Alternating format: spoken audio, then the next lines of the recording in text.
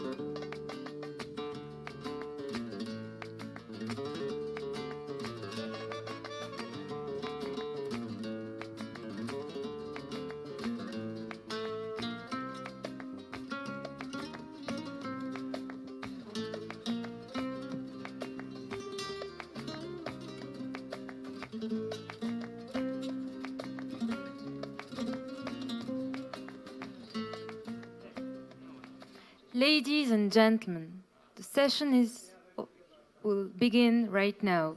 Please take your seats.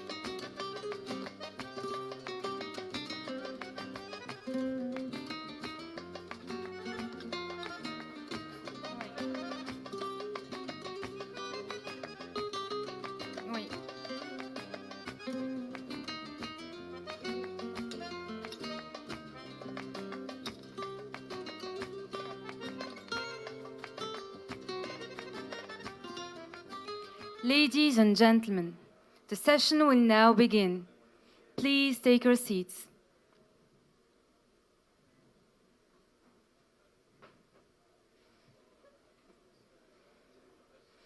Ladies and gentlemen, please welcome to the stage for our host for the AD Connect presentation, Emerging Leaders Program Coordinator at the Policy Center for the New South, Lilia, Rizk.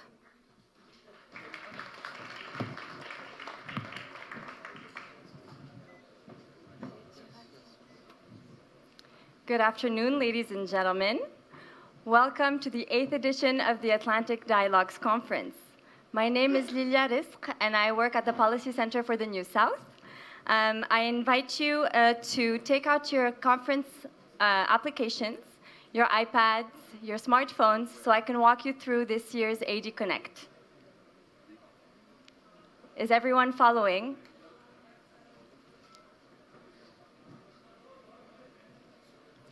If you don't have the conference application, if you haven't had the chance to download it yet, I will still ask you to please follow along.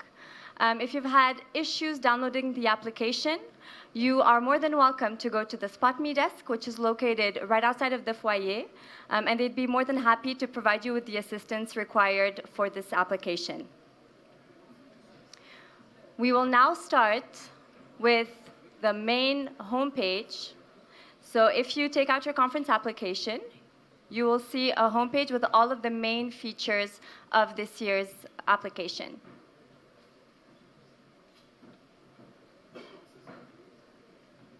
I will now walk you through the menu. If you open the menu, you will be able to see many different features. The first one that we will walk through together is the Atlantic Dialogues feature. When clicking on the Atlantic Dialogues, you will be able to see the agenda, the speaker bios, and the participant list. When clicking on the speaker bios, you will be able to click on a specific bio, have that speaker bio displayed, as well as all of the sessions in which that specific speaker will be speaking. The second feature I'd like to walk you through, so when you go back to the menu, you will be able to see the Policy Center for the New South. When clicking on that tab, you will have more information about the Policy Center, as well as a link that will take you straight to our website. On our website, you will be able to find more information about the Policy Center's activities, research, as well as anything else that you may be interested in linked to the Policy Center. Speaking of research, as a think tank, research is at the heart of our activities. So when clicking on the research and analysis portion of the application, you will be able to see a selection of analytical production that we were able to upload onto this year's application. You're more than welcome to click on that or go all the way to the bottom of the link to see a link that takes you straight to the Policy Center's website. Over here, you have access to all of our analytical production.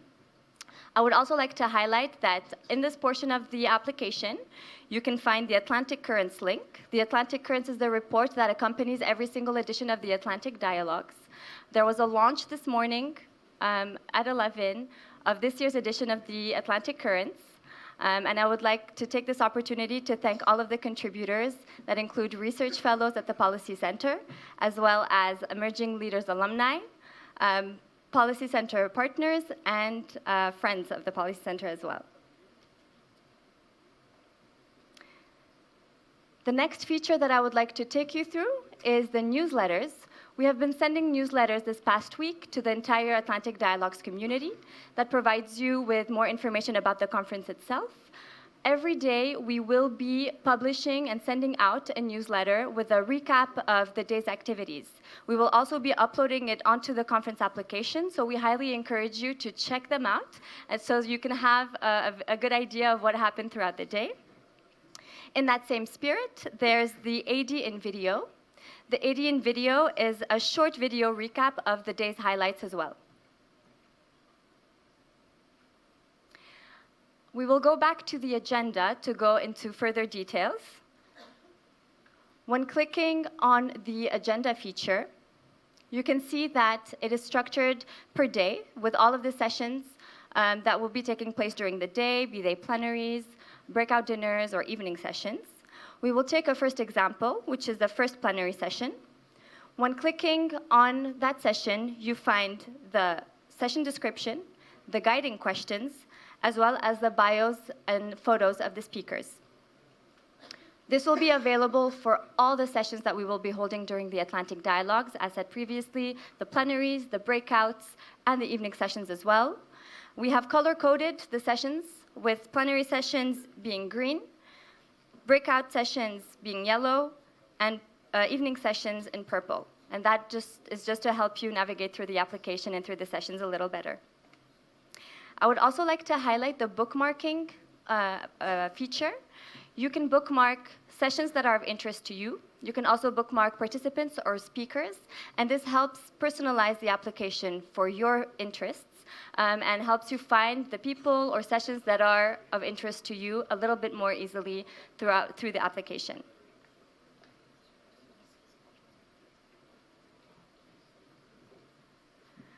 I would now like to go through a certain amount of activities and features that will be extensively used by the moderators during the conference. We will go through the cloud and then the voting, so I invite you all to take out your application and to click on the word cloud. And I want you to let us know what you think in one word only. What comes to mind when we say the South in the time of turmoil? And you have 1 minute.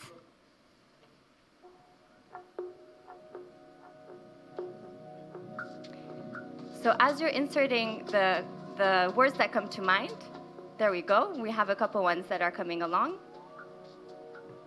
The bigger the word gets, it means the more people are inserting that word, and that helps us get a clear idea of what people are thinking in the room. And as previously mentioned, the moderators will be using this feature during the session to have a clear idea of what you're thinking, as well as to engage as much as possible with the audience.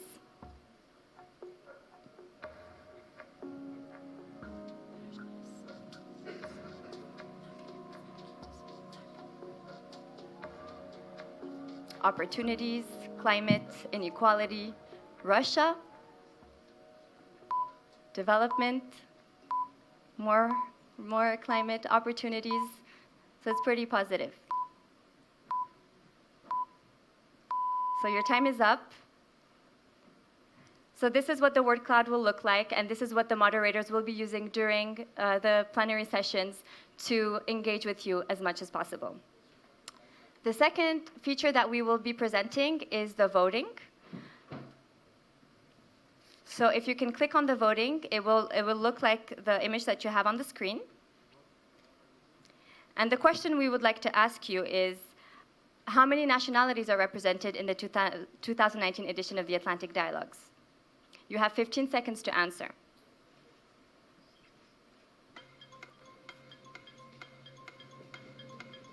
So only press on the number once to the one that's correlated with the answer you think is correct.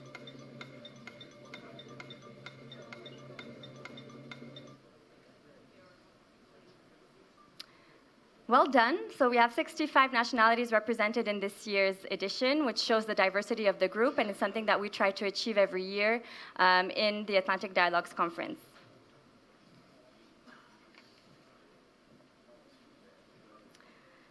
Now talking about logistics. As you can imagine, when we organize the conference, logistics are very important. You will be able to have access to more information on the application, about the hotel in which you're staying, the shuttle service, your pickup and drop-off times.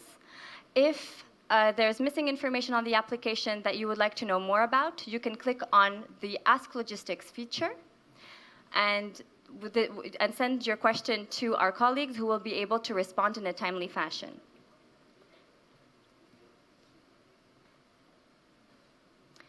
The next feature we would like to introduce is the discussion board. So the discussion board is a way for the community to engage by sharing pictures, comments, ideas, and we highly encourage you to use this feature to be able to connect as much as possible and to see what other people are thinking as well throughout the conference. And last but not least, you must have noticed that you have a QR code. This QR code will be used for many different purposes, but it's also a way to exchange business cards. So if you click on the business cards portion and you click on the plus sign at the bottom, at the top right, you will have your QR code that's visible, or you click on the second tab where you can scan the QR code of the person you're trying to exchange the business card with. All that information will be stored on the conference application, and you will be able to download it after the conference is over.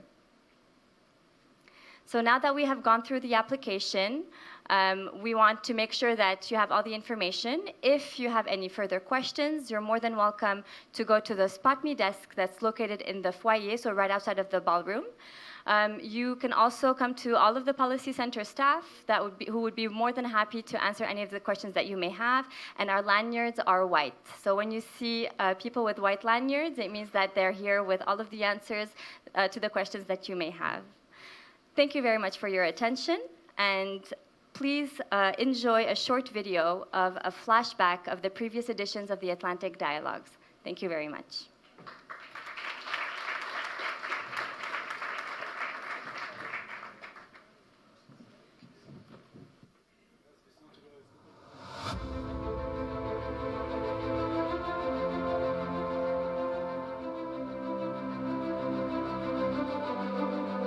Came across us is really a huge gap in perception and indeed in vision. And I have to say it as such, between North and South, when it comes to the Atlantic and the potential and the vision.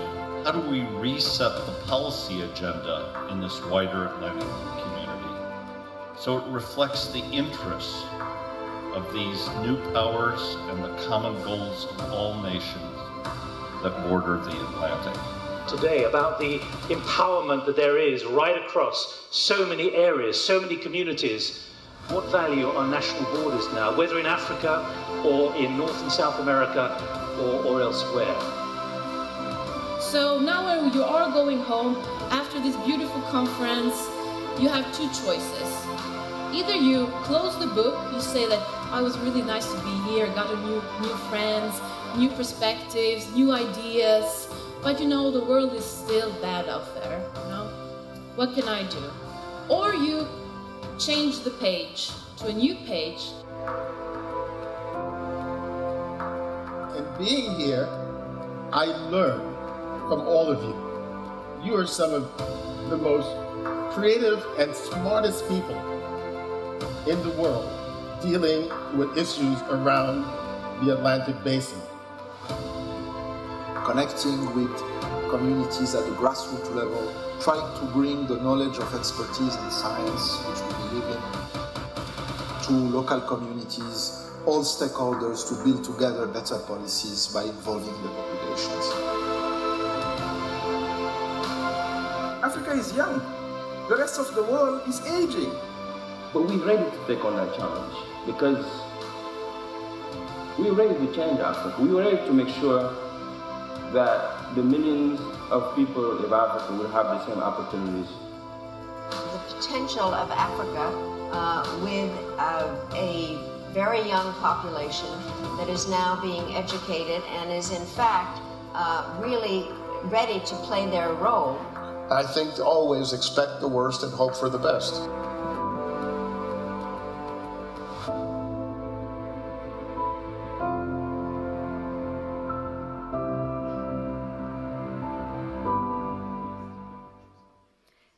Ladies and gentlemen, please welcome to the stage for the welcoming remarks the President of the Policy Center for the New South, Karim Aynaoui. Thank you.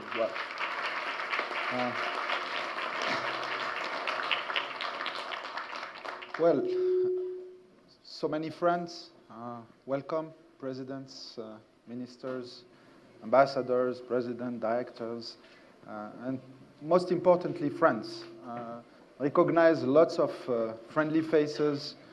It's a pleasure to have you here with us here for the 8th edition of the Atlantic Dialogues. Some of you have been with us for all editions since it started in 2012.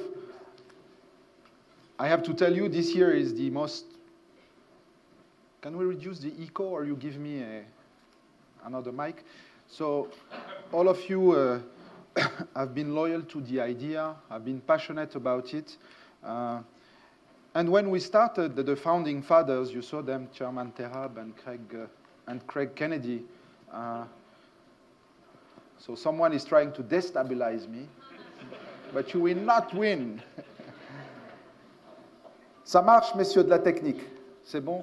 Voilà, il y a un peu d'écho, c'est pas très agréable, but we make it work. So I was saying so many friends, and also we're meeting at a particular time. I was just sharing with our friends, we have a small advisory board of the Atlantic Dialogues, and it happened just at lunchtime. And I told them I just traveled. I was in Sweden, I was in Italy, I was in France, and somewhere else, I don't remember. And the mood is very gloomy. So, and I came back very worried. I came back worried for a couple of reasons, but a central one is that dialogue is even more important today than it has never been. And I think what is very important here that we have created, I think together, we're just providing the platform.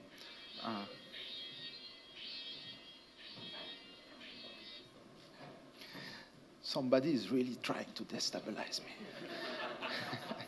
As you know, Moroccans are a bit paranoid. You should know that for our friends coming from elsewhere. You know, we have many qualities, but we are a bit paranoid. That's one of the things one of our, our feature. So I was saying, we should value our capacity to sit together in a civilized way with shared values,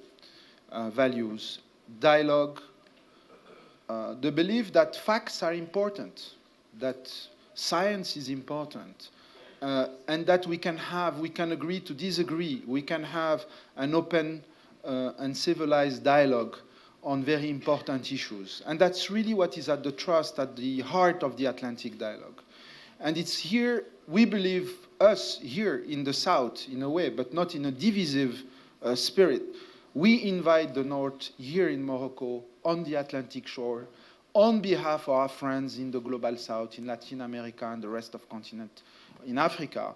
And I think it's also because we saw the power and the quality and what has built the North, the transatlantic traditional, the North transatlantic relations between Europe and the US.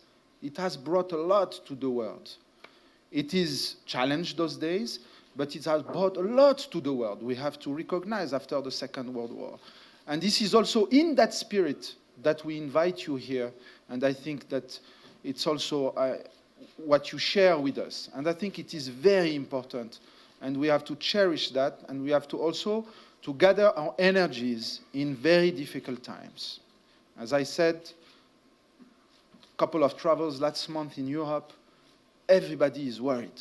I will pronounce a few words, and they will resonate in your mind. Of course, I don't want to pinpoint on anybody, but many people have a fit in their home and a fit in the street. There are challenges on facts. What are facts? What is reality? There are different layers of reality, cognitive dissonances happening around the world. There are Africa, we are worried. Competition, rivalry of powers in Africa are happening.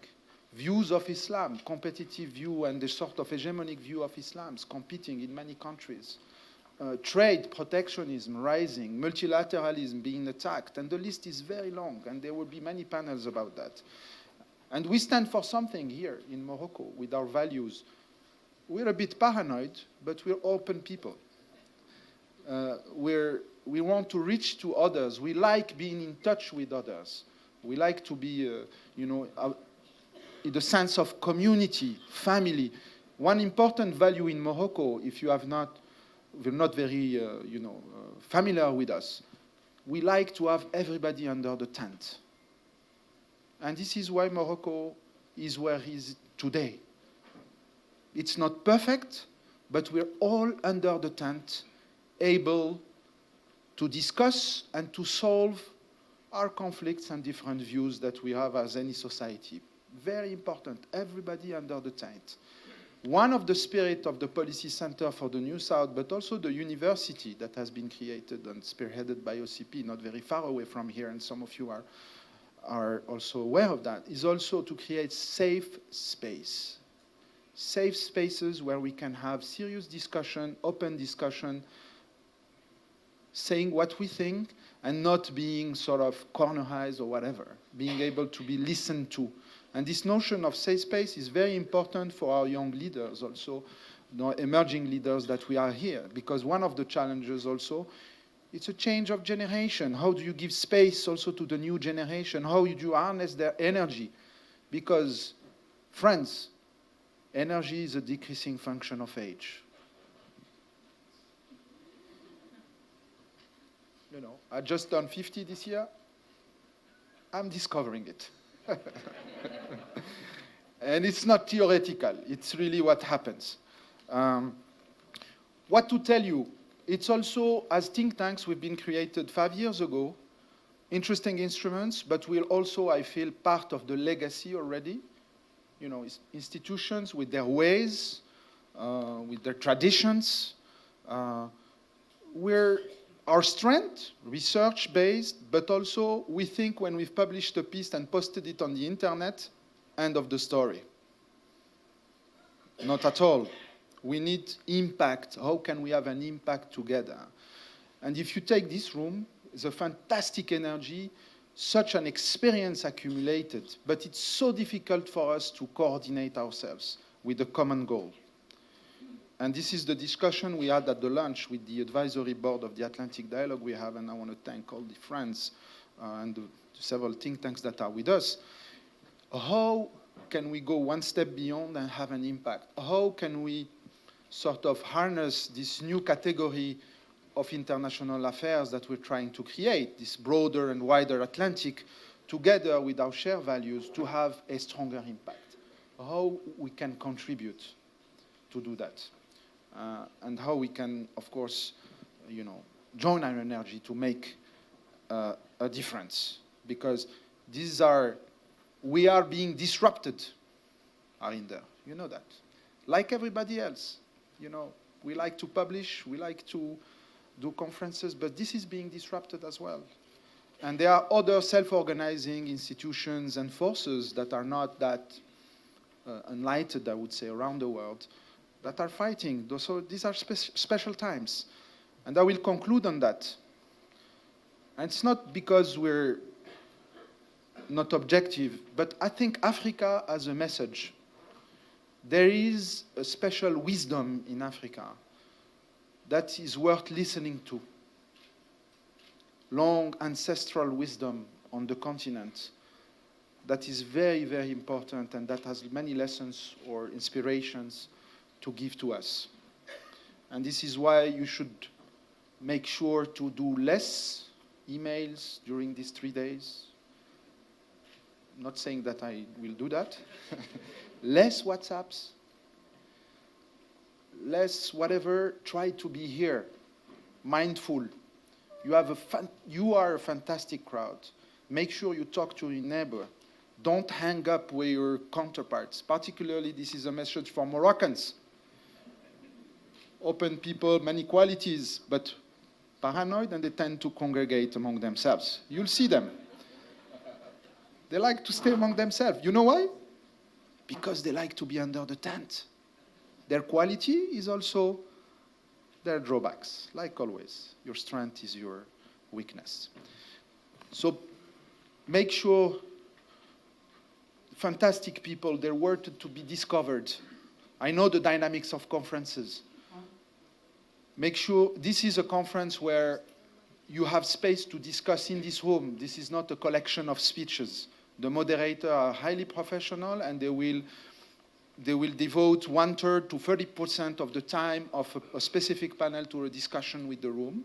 And to conclude, we are also, please send us your ideas. You have these applications, you have contacts with all of us. We are searching for new ideas. In this very complex time, we have no answer.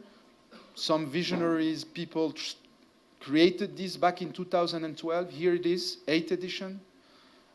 But we cannot, we don't know much, actually. And nobody knows a lot.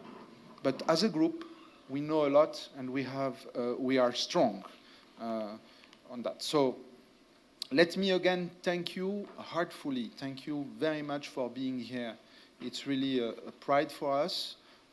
And enjoy your next 3 days. Sink in the conference. Just relax. Stay here. Stick around. And you'll see. It will be a nice experience. So enjoy the conference, and I'll see you at the closing, inshallah, on Saturday. Thank you very much.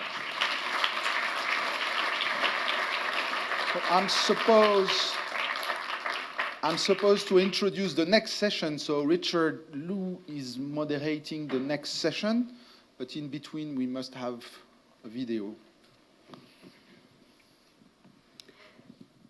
Ladies and gentlemen, please welcome to the stage the moderator for the opening conversation, journalist and news anchor at MSNBC, Richard Lou.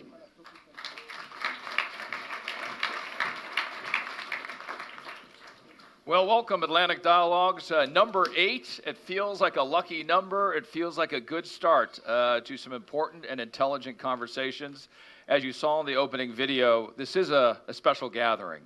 And I cannot thank the president of Atlantic Dialogues and the leader behind what we're now celebrating, Mr. Aynaoui, who has really encapsulated the energy that we need to have going forward in today's conversations as well as tomorrow's as well. And that is to be creative. That is to be proactive. It is to be practical. It is to, despite the theme of turmoil, the South in turmoil today, what are the opportunities that do exist thereafter? And what a great way to start today's conversations with our opening conversation.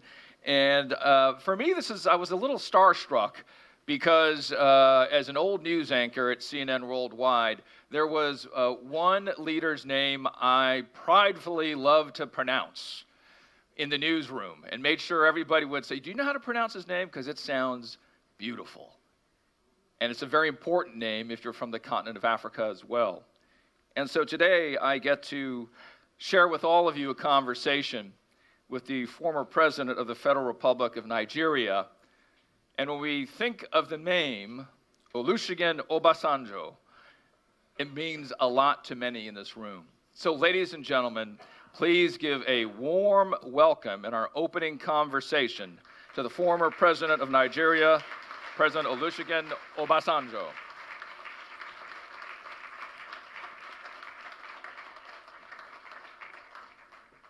Mr. President, you're making me look like I have no energy the way you entered there. Richard, it's always a pleasure. It is, like I said, I was starstruck, Mr. President, and we must think about the very energy that you bring to our opening conversation here, and it starts with that which Mr. Aynaoui did describe to us. We are in a time of difficulty. We're not going to stay on that topic because I know your point of view, which is that there's opportunity and we cannot stay downtrodden. But first of all, describe to us what it is, this time of turmoil. Well, this time,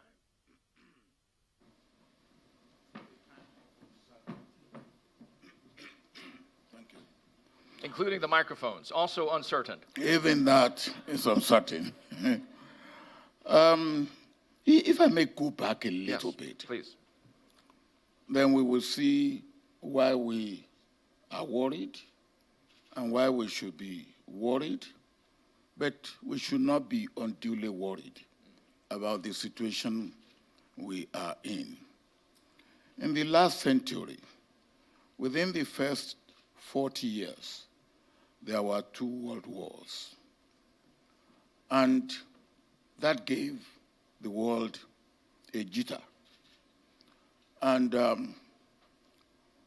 so what was the world looking for? The world was looking for peace.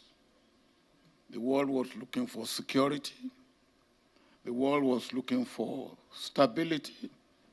The world was looking for development. The world was looking for growth. The world was looking for progress. And I believe all that were done by leaders of the world at that time was to achieve all this. And to a large extent, all these were achieved, except that equity was not achieved. Predicability was achieved, but justice was not achieved. Democracy was not achieved. So the world went on and started, after the United Nations was established, they started establishing and building other organizations, UNESCO, WHO. They come up with human rights and all that. And then we had a period of predictable stability, but it was not absolute security, because we had the nuclear powers, and what we were looking for was to make sure that no accident happened, bearing in mind that the line between sanity and insanity for human beings is very thin indeed. And we were trying to make sure that there would be no accident that will happen. All that happened, and then, but we did not get multilateralism. We did not. We got that's a quote right there. I think that's a quote. Well, what we got was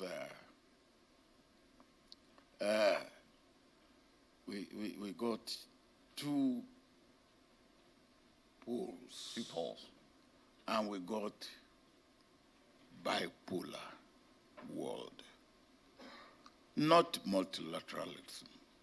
But many thought we had multilateralism. Now, we must work towards multilateralism. When bipolar world disappeared, we then had unipolar world for a while. And part of what we are having now that we call uncertainty is trying to move us from unipolar world to a new world order or a new world situation. And you know, normally, when you are moving from one area which you know into a new one, there is uncertainty. Human being wants to keep to what they know, and what we know now is disappearing. Where we have stability in trade, you can predictability in trade and human relationship and all that are disappearing. So what will come in place of what we know that is now disappearing? I believe for us in the South, maybe we should be concerned, but we should not be unduly concerned because there is likely to be something better coming in. And what is the something better that will come in? It won't be bipolar world. It won't even be multipolar world. I believe it will be multilateralism, which is what we need. Not bipolar, not one pole here, another pole there, another pole here. No, we need multilateralism for governing the world, not polarization of the world.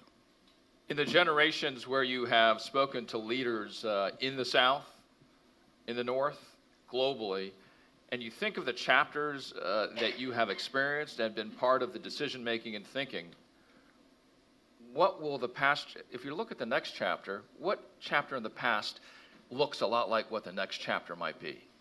Well, the chapter in the past was not a chapter that took cognizance of our place and our role in the South. If anything, I think we were almost completely ignored.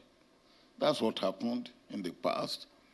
And what is happening now, what will happen in the next couple of decades is that the South will come more and more on its own and will of necessity have to play a larger role in the affairs of human beings. We are seeing that even in our own continent, in Africa. Our founding fathers in 1963, we started something we call Organization of African Unity. Their aim is integration, economic and political. They didn't achieve much.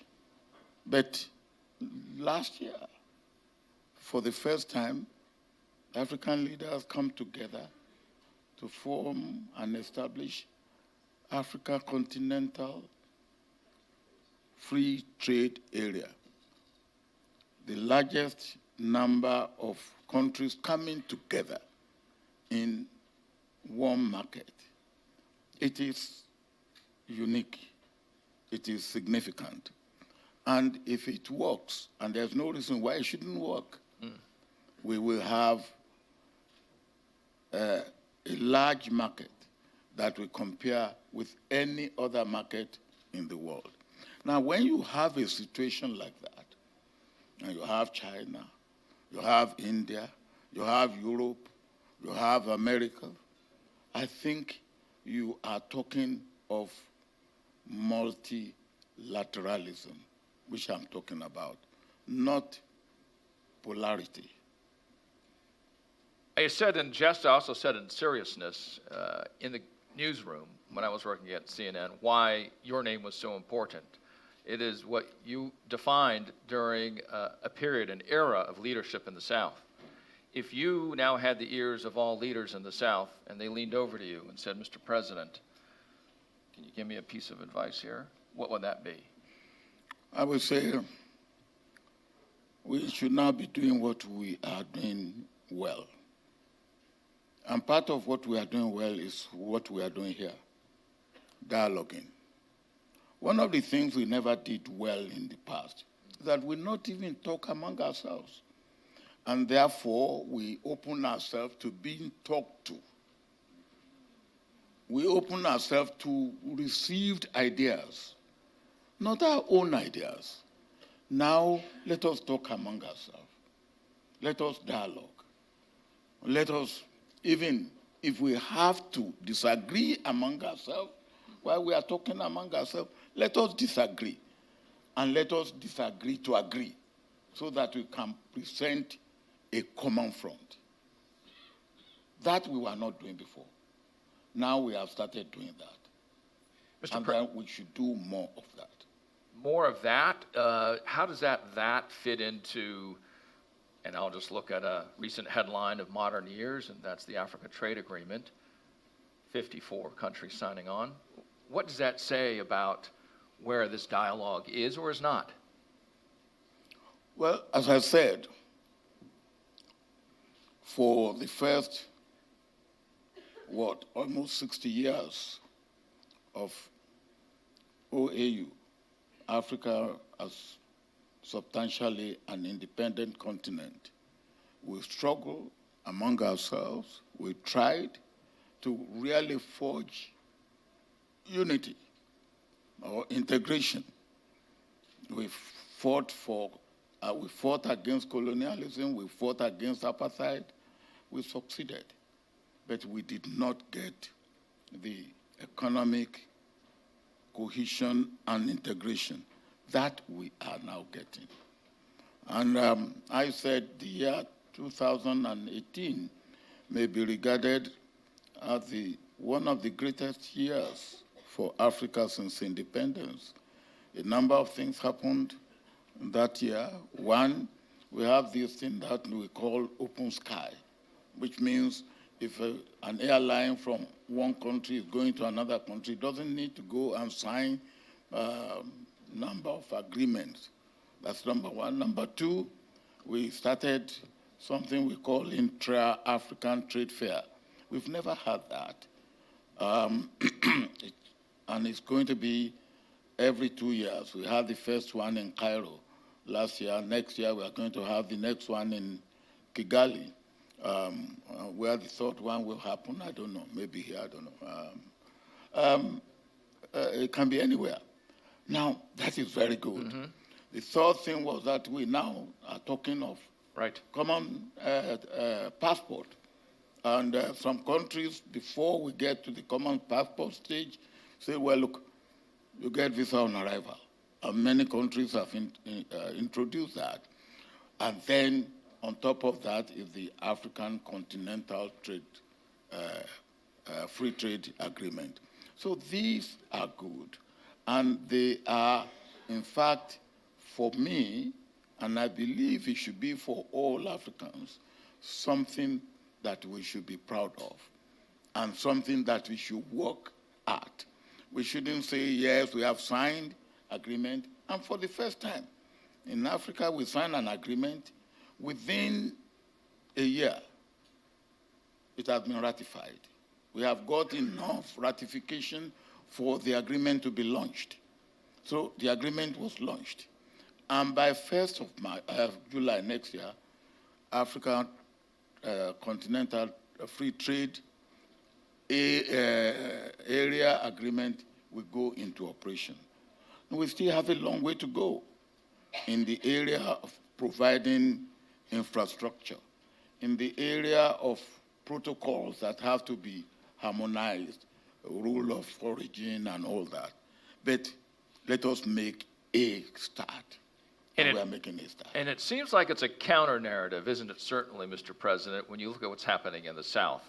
When you think of multilateral agreements, those are going by the way of the dodo. They're disappearing. Where when you look at the continent of Africa, it's now implementing a very wide-reaching agreement that involves a billion people. Well, I think it's good. That's part of the reason why I say what is happening is good. You see, you have to break the egg to get omelette. What we are trying to get is omelette. And to get omelette, maybe the old order has to change. And the old order is in the process of changing. Again, before it gets done, before you get it done, right, it gets a little bit darker. Okay. So what you are getting, which we call uncertainty, turmoil, I think they are there, but maybe we need to get that disruption, okay, that change, right, for us to get an omelette yes, from the egg. Okay, I like this because I love omelets. How many eggs must we break? Do we need to see more? In other words, more turmoil, more uncertainty, more eggs being broken? I think the eggs that are being broken now, maybe we won't get many more broken because if you see the way it is going, China cannot be taken for granted. And that has now been proved. Europe is becoming more and more self-confident and looking for its own security, right, without looking too much up to a big brother beyond, on the other side of the Atlantic. Right. I've talked about what is happening in Africa. I believe that all these happenings are good for the world. But the big egg is the next financial crisis, is it not? Do you need that egg to crack? Nobody wants it, but might you see that in the immediate future? What do you mean? The next financial crisis, before you can actually make the omelet. Do you need to add that egg? I think what happened in 2008 has taught everybody a lesson. Okay. And it taught everybody a lesson, and it made us to be conscious that nothing should be taken for granted. Got it. Conscious that nothing should be taken for granted. Certainly, certainly. Okay, so let's say that's the only egg that needs to be broken. We really did not rehearse this analogy. We did not. What are the other ingredients that go in the omelet then? For us to get the omelette. Because we got after the egg. We cracked the egg. We got it in the skillet. It's burning. Throw in. What are you throwing in to make it? You know, you can get plain omelette. Yeah. Whereby you don't even put onion. You don't put any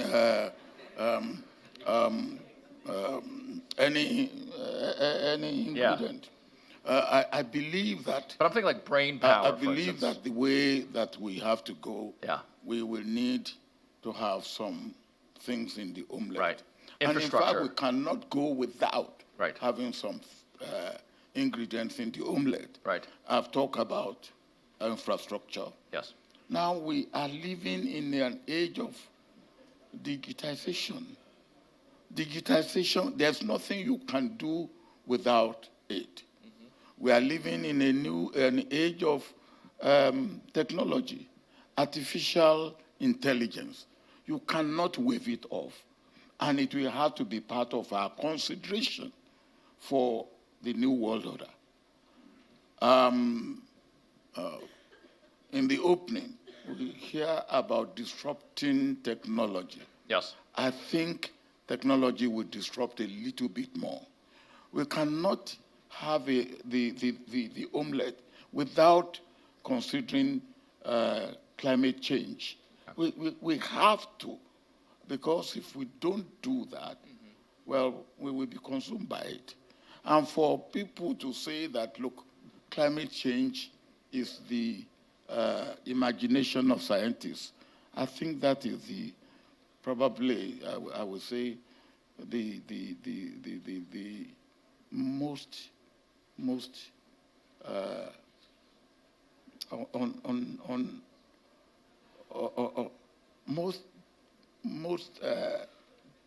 the greatest disservice to humanity and to scientists, because scientists have shown, and empirical evidence has also substantiated what the scientists have proved. And I think then, Mr. President, then you're saying that technology may crack half an egg as we move forward.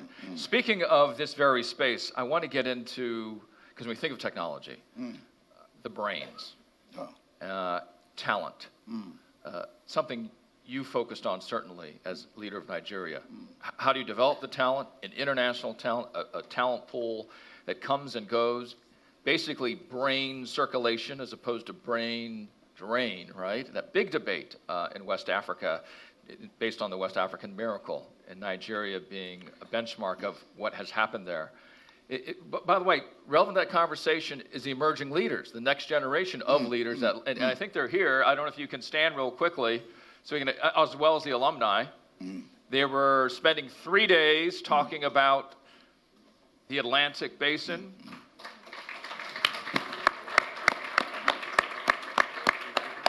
The alumni, are they not standing either? They lost their legs today? Okay, yeah, I see you, so you can't hide. All right. And part of the conversations that we had, Mr. President, is, well, do I stay? Because I kind of have 2 feet, one in Africa, one in another country. And, you know, do I hop back and forth? Do I stay in one or do I stay in the other? And so how do you deal with the idea of moving past uncertainty, moving past turmoil, and you have a very capable workforce now coming out of Africa?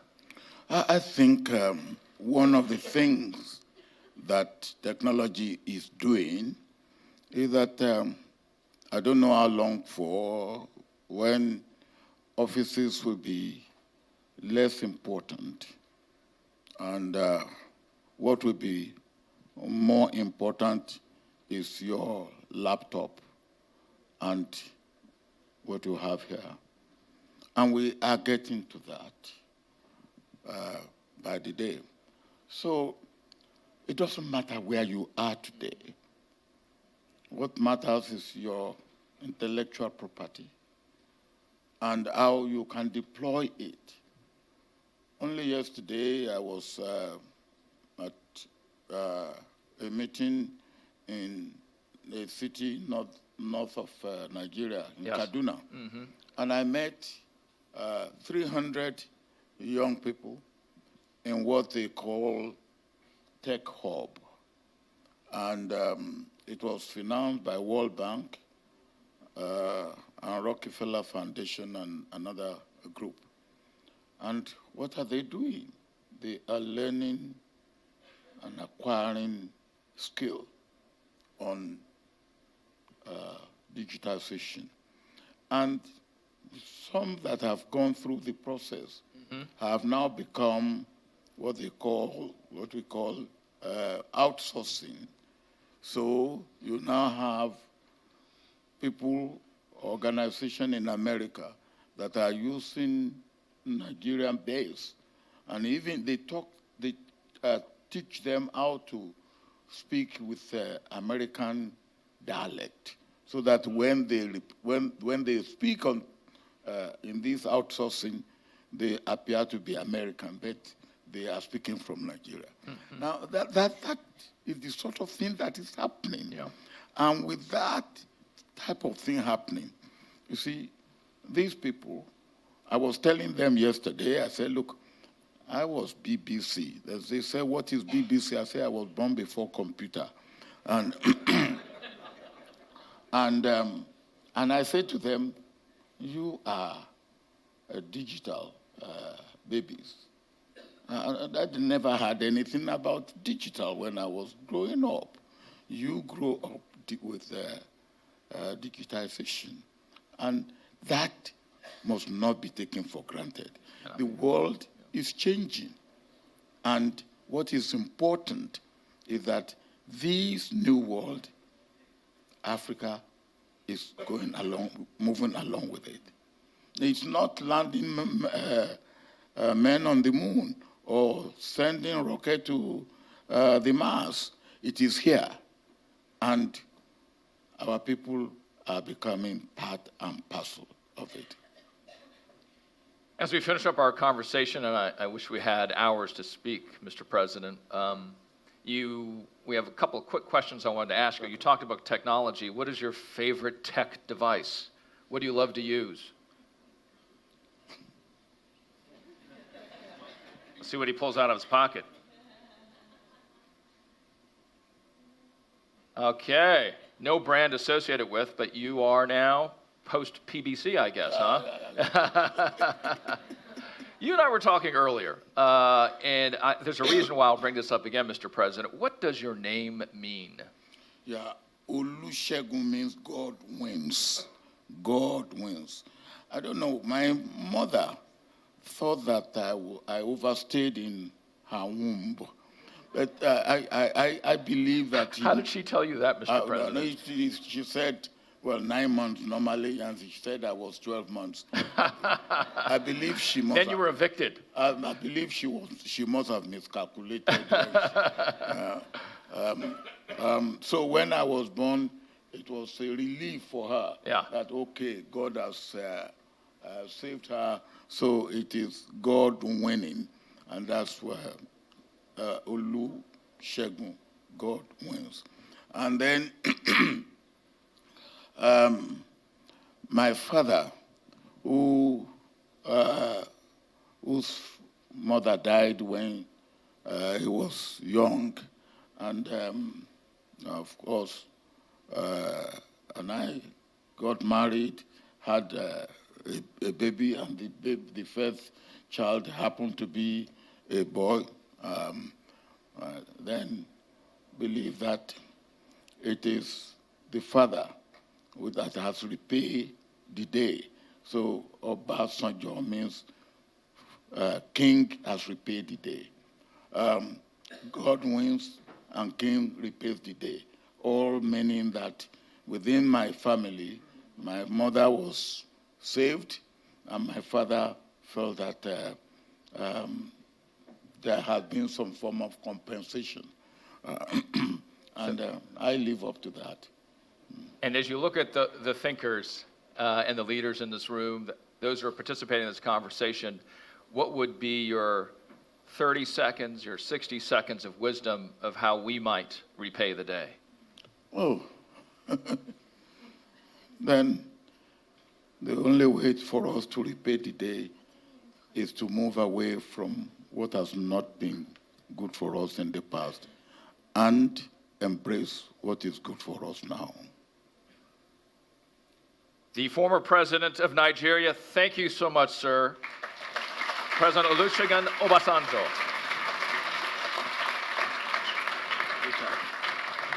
Ladies and gentlemen, we will now watch a short video. Thank you.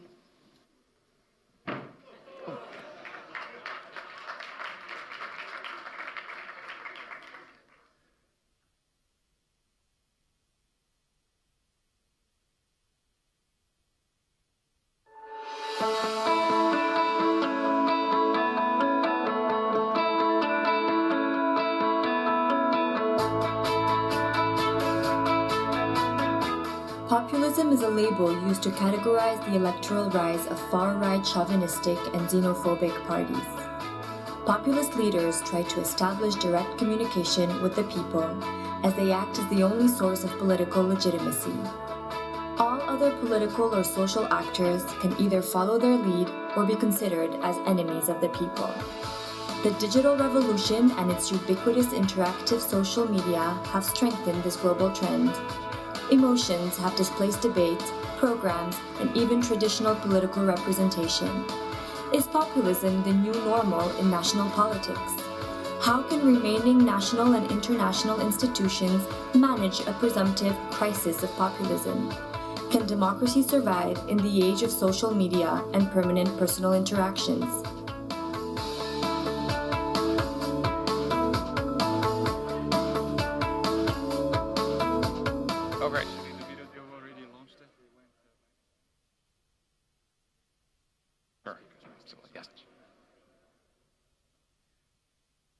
All right, ladies and gentlemen, that was the introduction to our next session. It is our first plenary. Hard to beat when you saw the way that the former president left the stage for our next panel. So as we do reseat ourselves, please do find your seat if you can. And we will start the next session. It is our first plenary. It is called the Prospects for Populism.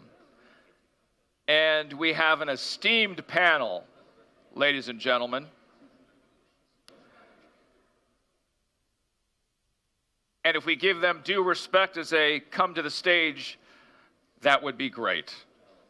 First, María Eugenia Brizuela de Ávila, former Minister of Foreign Affairs of El Salvador. Ladies and gentlemen.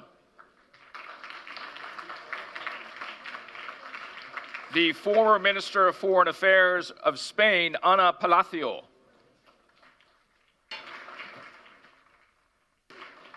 Peter Pham, United States Special Envoy for the Great Lakes region of Africa. Thank you. Paulo Portas, former Minister of Foreign Affairs, Portugal. Sí. Ignacio Walker, former Minister of Foreign Affairs, Chile.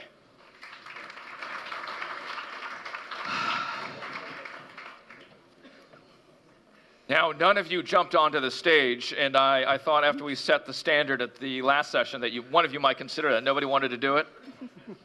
All right, very good. The prospects for populism. Now, let's start with the very idea of the title of our session today. Not necessarily an easy topic overall, but I'll start with this. The idea of populism, is that the new normal? And that very question, of course, has a lot of meanings to it. And I'll start with you, Madam Minister Brizuela de Ávila. Definitely, to me, it has become the new norm. And if I go back first to thank the people from the Policy Center for the invitation and the opportunity to be here, it is a magical place for the interchange of ideas and for bridging our nearness across the Atlantic. I read a Dutch political scientist, Moede, back in 2004. He came up with a definition of populism, which I think it's what makes me think that it is part of the new norm. Because it's not a true ideology. It's a very thin ideology that thus needs to piggyback ride on others. And that's why you find populism all the way from the spectrum on the left to the spectrum on the right.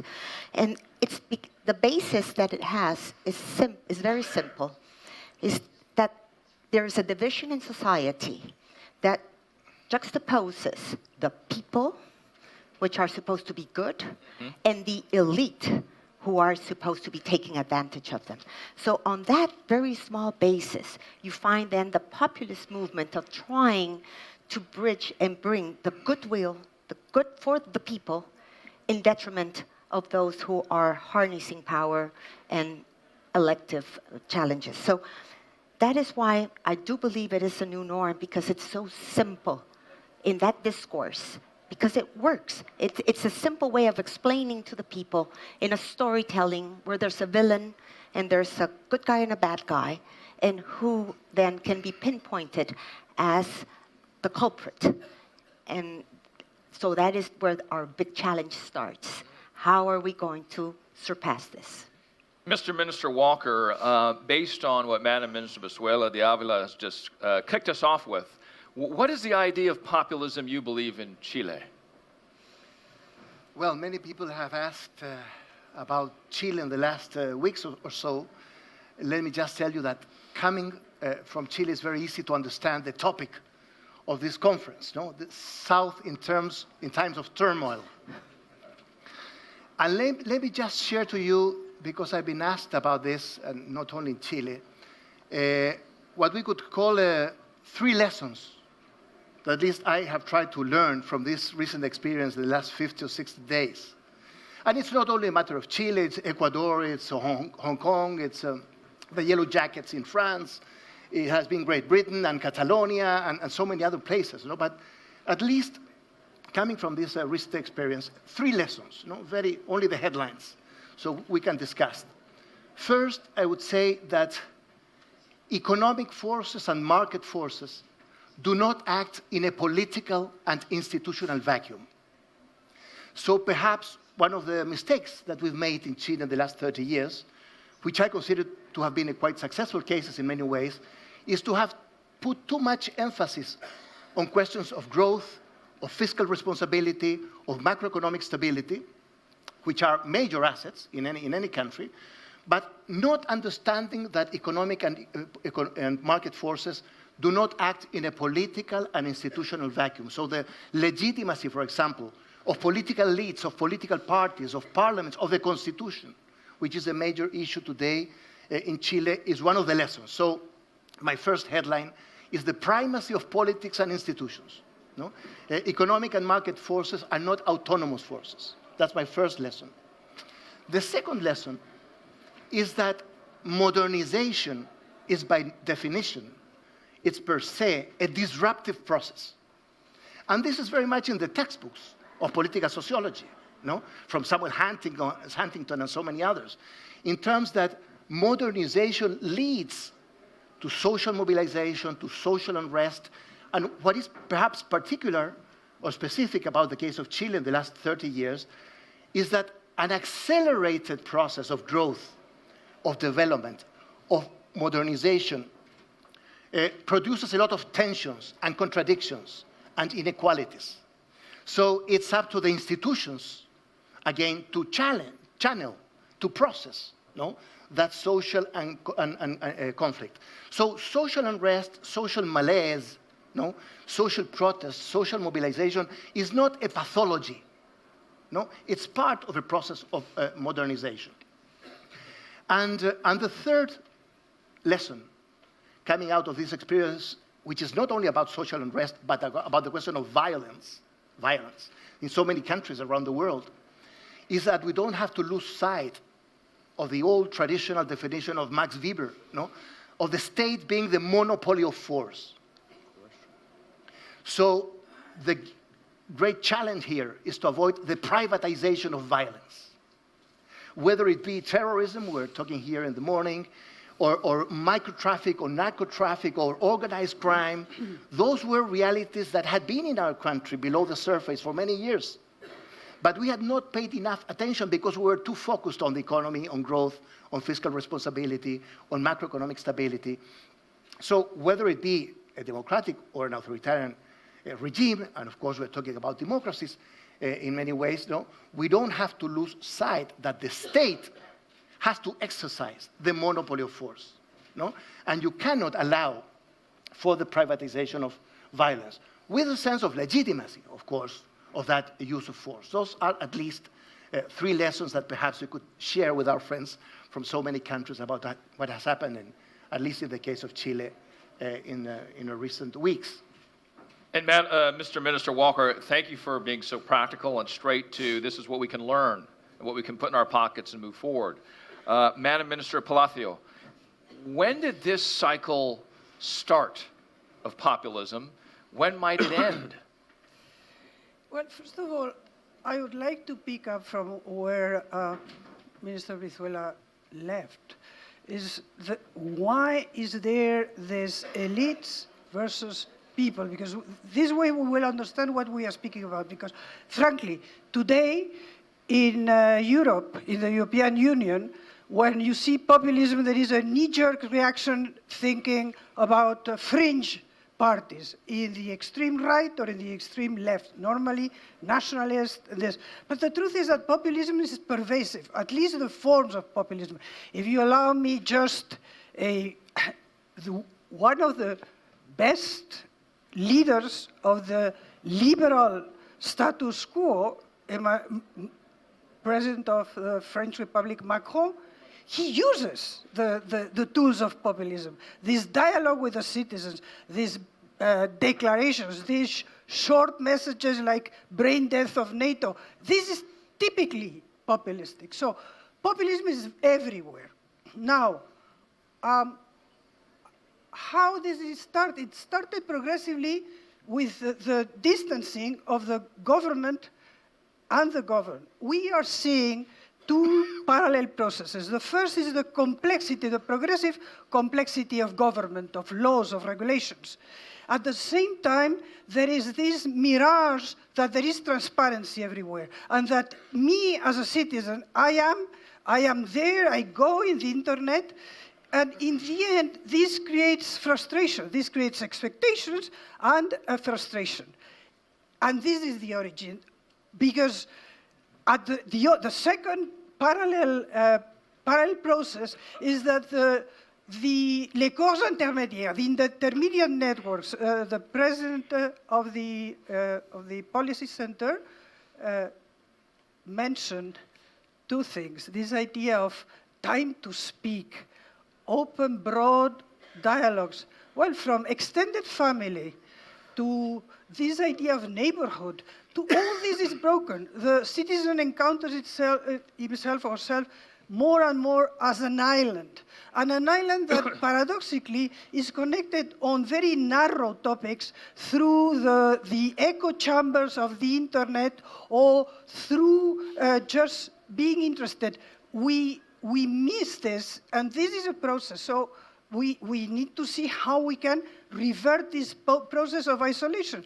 That has a consequence too, is that our citizens, more and more, have a relation. In Chile, it was clear, a relation with the government as consumer versus service providers, with entitlement. I'm entitled. Nobody took into account that the Chilean last governments took 30, 40% out of poverty? No. 40 to 10. 30% out of poverty, which is fantastic. It's kind of Chinese figures.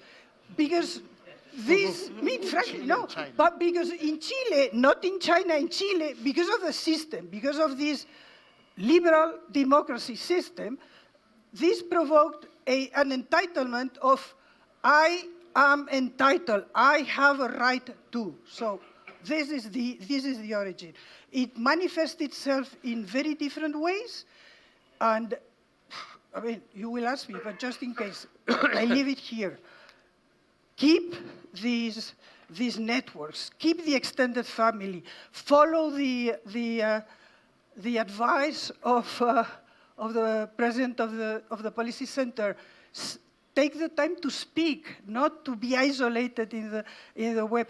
Take the time to relate in a broad sense, and frankly, just assume that being a citizen has also responsibilities. Last, Max Weber. There is something that comes here. Populism is linked to what Max Weber called the rational legitimacy.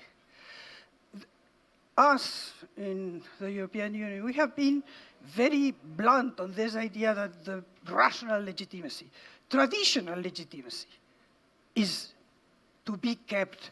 This is this idea of the wisdom in Africa. There is this traditional legitimacy through all structures that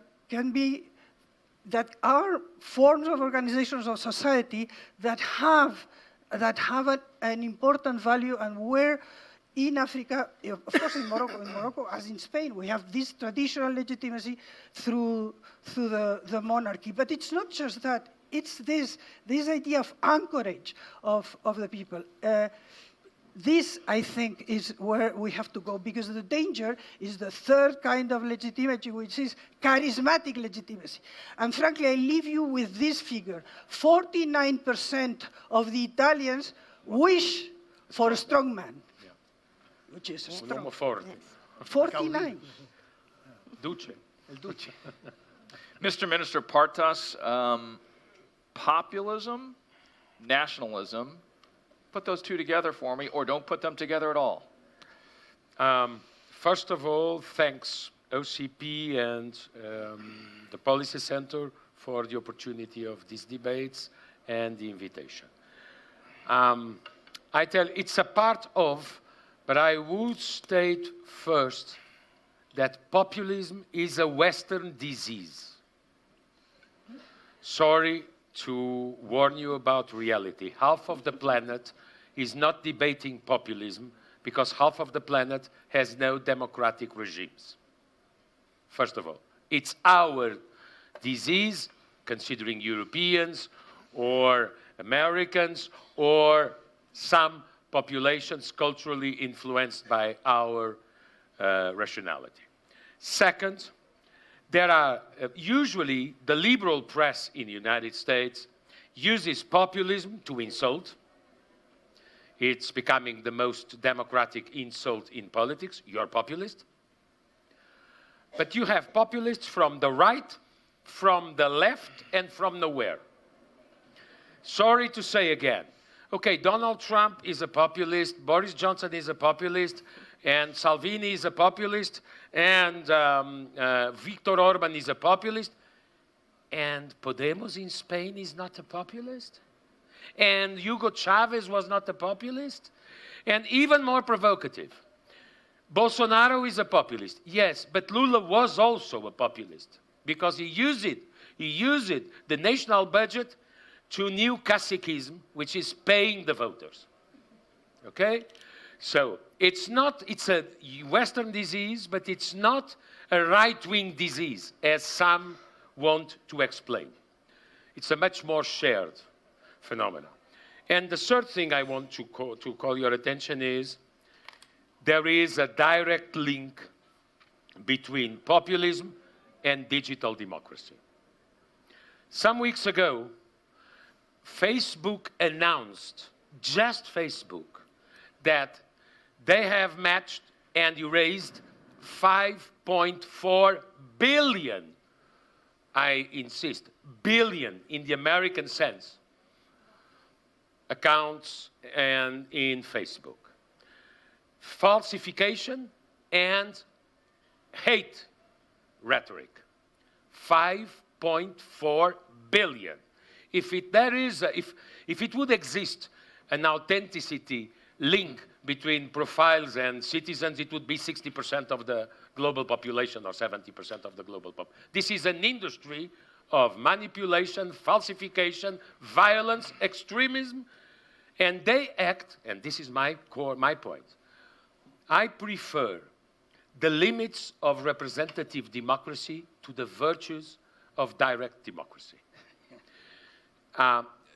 Digital democracy is working more and more like a revolution. I'm a reformist. I don't love revolutions. And I think revolutions have bad consequences because they consider that history didn't exist before the revolution. Everything started with the revolution. This is against all the historical tradition, but more than this, they act as vanguards. You have more and more politicians, political parties, and institutions captured, caught by social media vanguards. For me, the democratic definition is the vote, not the number of likes. And you have more and more prime ministers and presidents that don't decide what is right, they just decide what gives them likes. This will corrupt democracy, and this will kill, as you told in the questions, this will kill classic democracy. I don't know. In one moment, I just know one thing. People will be fed up with so many insults, so many lies, so many lack of respect, so many presumption of equality. I insult the Queen. The Queen has to answer me. I'm in the same position than the Queen. Sorry, this is killing institutions, references, values. And instead, this said, obviously, digital democracy increases participation and possibilities. So, but just to say, just to end you need rationality, as Anna said. You need rationality. Tell me honestly, do you find rationality in digital democracy? I give you the Nobel Prize if you find it. Well, let's ask the panelists who believes that you do. Okay. I don't find. You don't have... Anybody on the panel? Let me just tell you, you don't have two basic things to have rationality in politics. Okay. You don't have memory in the digital. Yep. Memory is yesterday night. I can guess, Mr. And you don't Minister, have future. I can guess, It's Mr. present. Minister, your answer to this question, when you talk about the negativity of digital options in democracy today and its negative impact, 10 being the worst, 1 being the least, you would give it a? If you were to say how damaging this is when we talk about digitization or the digital distribution methods of messaging, of canvassing votes, if 10 were the worst in terms of how bad this is, 1 being the least and potentially good. In the Western world? Yeah. 6 to 7. 6 to 7. I would say. Minister? And I'm being cautious. All right, 6 to 7. What would you I put? agree. You put 6 to 7 as well? 6 to 7. On? Again, the severity, the impact 10 being the worst. of tech and digital, 10 being the worst, of impact on, negative impact on democracy, 1 to 10. This is a technology. It's an instrument. It depends on the resilience of the individual that is in there. What number would you give it? But I won't respond because I think that it's a wrong, wrong question. I would frankly. definitely go way more positive. I do believe that digital can be and increase the participation of the people. So you'd give it a 2 or Yes, 3? I would definitely. I was teeing this up for you, Mr. Pham, to react to the very idea of when we talk about digital democracy, of things like Facebook and Twitter, Instagram and the rest, what their impact has on democracy. So we got the views from your other panelists. Now you can react. Okay. Thank you very much, Richard. It's a pleasure to be here. Honored to be with my friends and colleagues here on the stage. And thanks to our hosts at OCP and also the Policy Center for bringing this unique group of people together. I think it's a unique forum and delighted to be here. I need to say at the start that I'm here speaking on my personal capacity and not for the U.S. government. And so I'm an academic and a political scientist, so this is a topic I'll dive into in that capacity. My answer to your question about how I'd rate digital, I would say I would put it at a 5, because I agree with Anna. It is a powerful force for good. We've seen it in numerous places, most recently in East Africa, in Ethiopia, in Sudan, as a driver for positive change. And yet we see places where, let's be honest, it's a driver, as Mr. Portas says, it's a driver for chaos and for lack of rationality. Yeah, but, you know, we talk about populism. It's a word, I think correctly said, that's tossed around. And a good friend of mine, an academic colleague, Colin Duke, who teaches at George Mason University, has a great little line. He says, populism generates more heat than light. And the debate about it gets very heated, whether you are from the right or the left. And yet, I think we make 2 mistakes when we talk about populism. One, we take it too seriously. We invest it with a power, a magic that doesn't belong to it, because it doesn't have that sustainability. On the other hand, we take it not seriously enough, because behind all the fermentation, behind all that, there are 2 things that are driving this, I think. One, the profound structural changes that have taken place in post-industrial economies. The knowledge economy, the rise of knowledge and technology, the technologies of automation, global flows of labor, goods, people, and capital, the relative decline of traditional manufacturing, the migration crisis in many places. All these have driven economic uncertainty. Now, we're all largely in this room, I speak for myself and others, we're fortunate. We're not directly impacted or threatened by it, but many of our fellow citizens feel differently. And the other thing we don't forget is that there's cultural upheaval. Many of us embrace progressive values, liberal changes, the opening of our societies, multicultural. We relish in the diversity. And yet for others, it's very discomforting. The post-modern era shakes people at their core. All this is challenging, and we don't give that enough weight. And I think this is where not paying serious enough attention to and writing off these people as, you know, the forgettables, the vulnerables, whatever you want to call them, I think is a big mistake. And it's a harvest that is going to be very bitter if we reap it. I thank all of our panelists for the opening remarks. They were swift and to the point. I thank you so much. I joke, of course, we got a lot of meat to discuss and think about. I encourage you to interrupt each other. I'm a cable news anchor. We do that a lot. I also encourage you to be productive, though, and to the point if we can. To our audience, so a quick question, and you can actually you can go to your phones right now. And the question to you, this is a word cloud, so that we can make sure that we're covering all of our collective thoughts here as much as possible. The question to you is, what is missing in the conversation on populism? So if you go to your phones right now, enter in your thought on what's missing in the conversation on populism. And we'll give you, I believe, 60 seconds to go ahead and do that.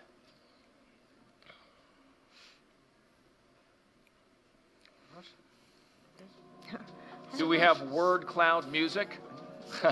Russia. I don't It's know not why. democratic. They don't care about it.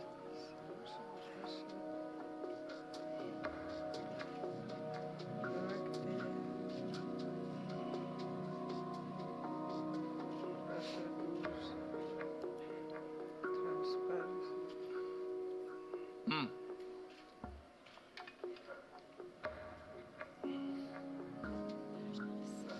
Russia always appears. I can see from the morning. They were never democratic. Okay, solutions, Russia, China, respect, news, which may be the fake news stuff, xenophobia, transparency. Thank you all for doing that. It's been very helpful. Who would like to react to any of those words on the panel? I definitely go for solutions. Okay, go for it. I first want to quote President Barack Obama, because it picks up on something that my panelists have also said.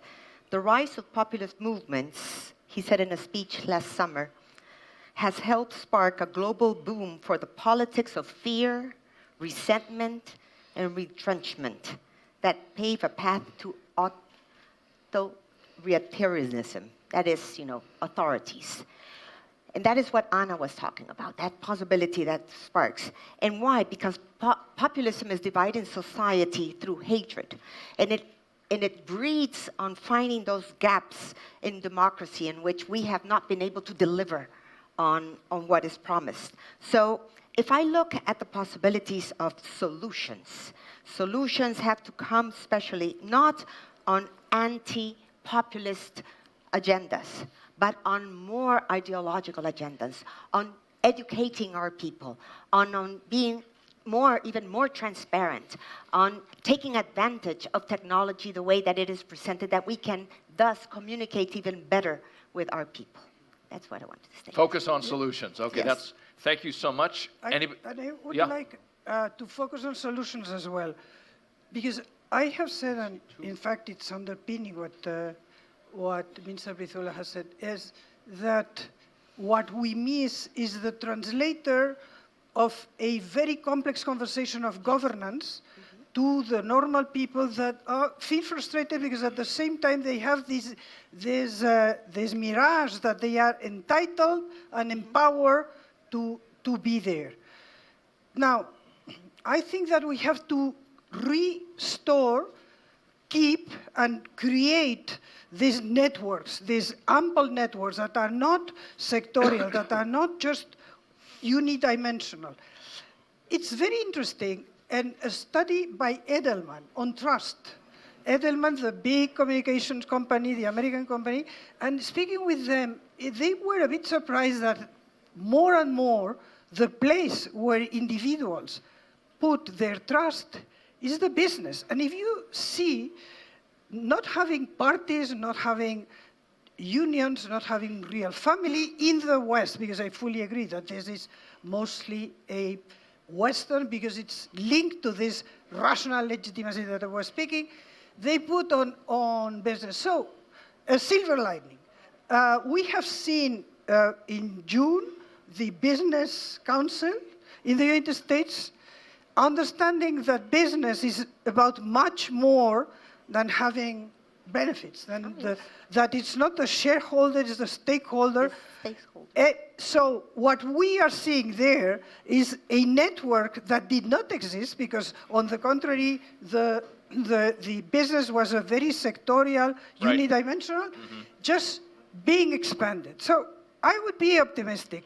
Education is fundamental, but education in the sense that it was mentioned about wisdom. It's not know more things. It's be able to analyze, be able to listen to other opinions that are not my opinions, not being fixated on MSNBC or on Fox, just having a community. This is what we need. And there are many. I mentioned this entry point of business, because I think that this is here to stay. And this is part, not of the, I don't see this in terms of hatred. I see it in terms of isolation, of frustration, of malaise, of longing and you want America first, and you want my Great Britain back, because you feel insecure, and because, frankly, along the lines of Portas, the same that are feeling this are losing the world. The world was Western. The world is not any longer Western. So these ads are angoisse. Yes. This is Mr. Minister Portas, please, yes. Just to, I was. And then, yes, Ignacio. and then you, Mr. Minister Walker, after. Well, Or both together. okay. Paulo, Okay. go ahead. I was surprised I didn't see two words who are the great food suppliers of populism in Europe: migrations and trade. And by the way, I think the moderates, I mean the moderates from the left, the moderates from the right, reasonable people, are highly responsible for the rise of populism through migrations and populism through trade. Why?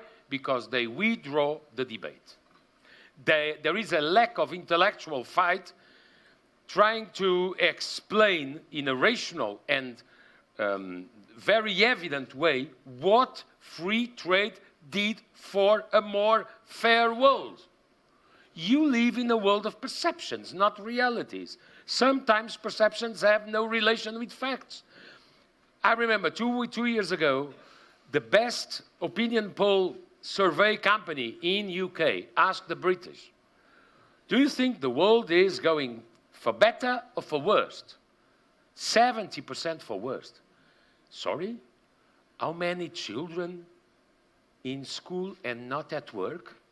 How many extreme poverty people left poverty? How many sanitarian access you have now and you hadn't 40 years ago? But the perception is going for the worst. You just fight this perception, fighting. You cannot consider trade or migrations technical issues. They are political issues.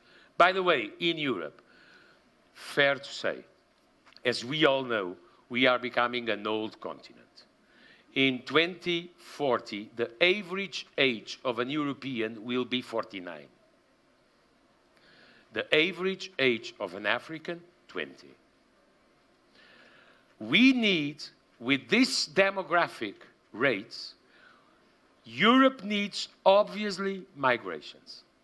You need demographics and migrations.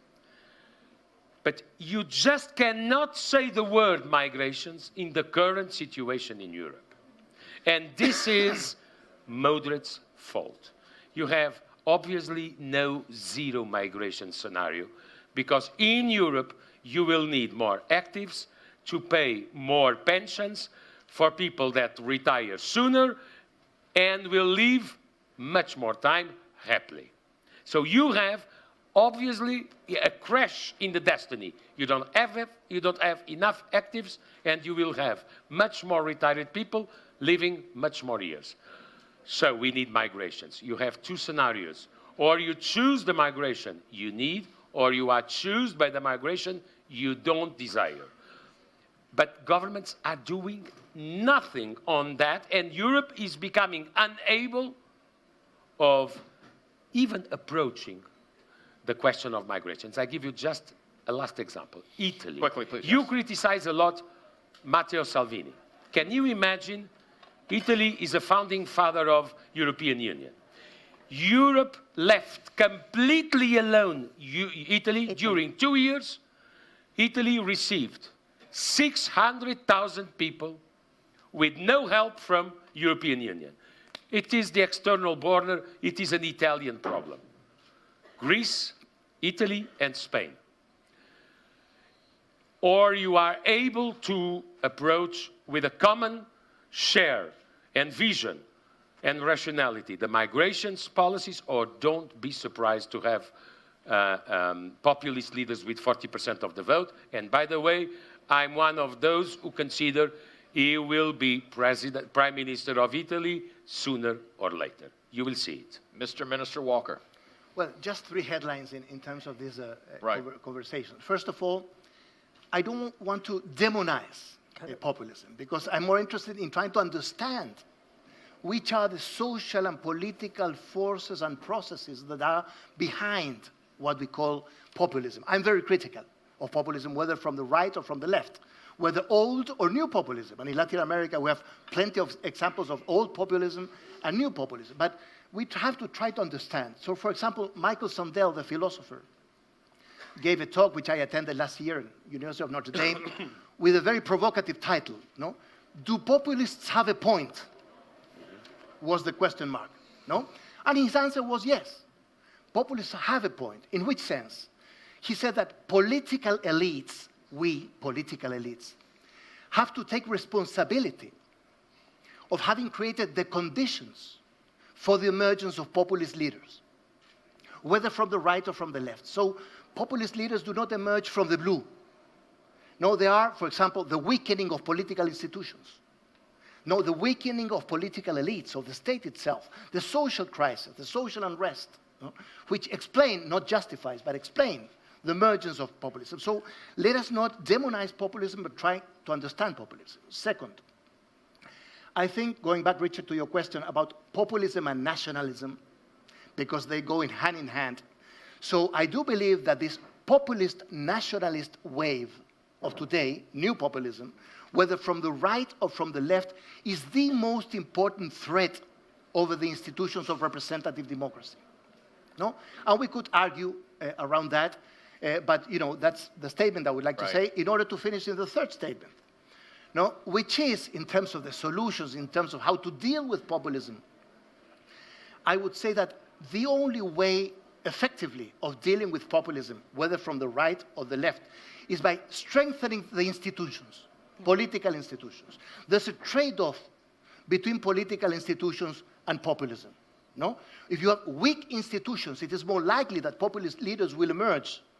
If you have strong institutions, strong political parties, strong political elites, strong states, channelling, processing this social unrest, it will be less likely for political leaders. So rather than blaming populists, and I'm very critical of them, I insist, we're all very critical, I would say that the positive response, no, especially in terms of representative democracy, or what I call in my book on democracy in Latin America, democracy of institutions, belonging to the tradition of representative, constitutional, and deliberative democracy, is the solution to what appears as democracy of caudillos, strong men, no? Belonging to the populist, plebiscitary tradition of democracy. In one sentence then, Mr. Minister, how would you describe, because you said there was an old populism and a new populism. Yes. In a sentence, what is the old populism? Well, the old populism in Latin America emerges in the 30s and the 40s vis-a-vis the crisis of oligarchic rule, no? And the vacuum that it produces, the crisis of oligarchic rule. And it referred at that time to a kind of social and political arrangement of the emerging working class and middle sectors through the state as the means of salvation, no? And so it had some democratizing effect. Okay, and then in one sentence, what is the new version of populism? The new version emerges in Latin America. The new version emerges within the third wave of democratization from the 90s. Interesting enough, in the 90s in Latin America, neo-populism, new populism, emerges with neoliberalism. So the economic policies of Carlos Menem in Argentina, Alberto Fujimori in Peru, Fernando Collor de Mello in Brazil, it came hand in hand with neoliberal. There's many papers about neoliberal neopopulism in the 90s. Then it turned leftist under Hugo Chavez, Evo Morales, Rafael Correa in Venezuela, in Ecuador, in Bolivia. Why? I finish with this. Because populism thrives and emerges in Latin America, not only in times of social crisis, but of economic booms, not economic bust. So it coincided with the boom of the commodity exports from 2003 to 2013. There were many resources to distribute with subsidies, no, creating clientelistic networks, which is very typical of populism in Latin America. Mr. Pham, thank you so much. Let me just pick up what Minister Walker Yes. just said. I think it was a profound insight on the old populism arising as a resistance to the old oligarchic rule. I think that's exactly what it is. Populism is anti-establishment. Yes. And that's not necessarily bad, in my argument, because often we need to be challenged and we need to engage. The fact is, as Minister Portas pointed out, there have been tremendous gains in human welfare, economics, growth, the last 50 years, 100 years. But those gains have not been equal, and we have greater inequality in our societies. Those of us in this room benefit from all these trends, if we're honest with ourselves. But some to a greater extent, some to a lesser, but we all benefit. There's more in common, despite our differences in diversity in this room, than between us and our peers who are out there.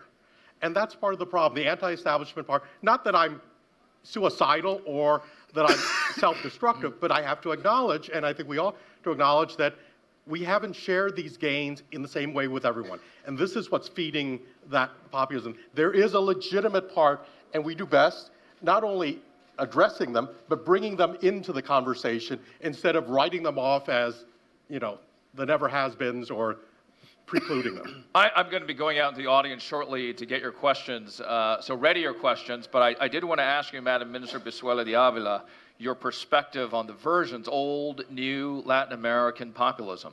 Oh, definitely, I agree with Minister Walker in the sense of that populism has been and will be, and you can track it all the way back to Rome with the bread and circus policy of that time, in a sense, because every time there's a transformation, you will find someone looking for the easiest way to describe the story, the easiest way to jump in. And what I am afraid of, moving on forward between the old and the new, is the capacity to spread fake news. And that's the query with digital, in the sense of how far and how spread can fake news be, that because you need to educate the people, you need to strengthen institutions, yes, but at the same time, you also have the potential of fake news being distributed in such a manner that they distort and they evade the debate. And that way is, how do we move forward in instituting then the more democratic institutions and educating our people in a sense of being able to thus better cement democracy. Great. I'm going to grab a mic, and I want to definitely... Who has a question in here? Great. You first. Name, where you're from, if you could stand, and I'll hold the microphone. Thank you so much. If you could keep your questions or comments to 30 seconds. Okay. Great. Hello, my name is Sarala. I'm an emerging leader. I'm from the United States and India. So my question is to you, Minister. You spoke about the digital age. As an emerging leader, I find it fitting to ask this question.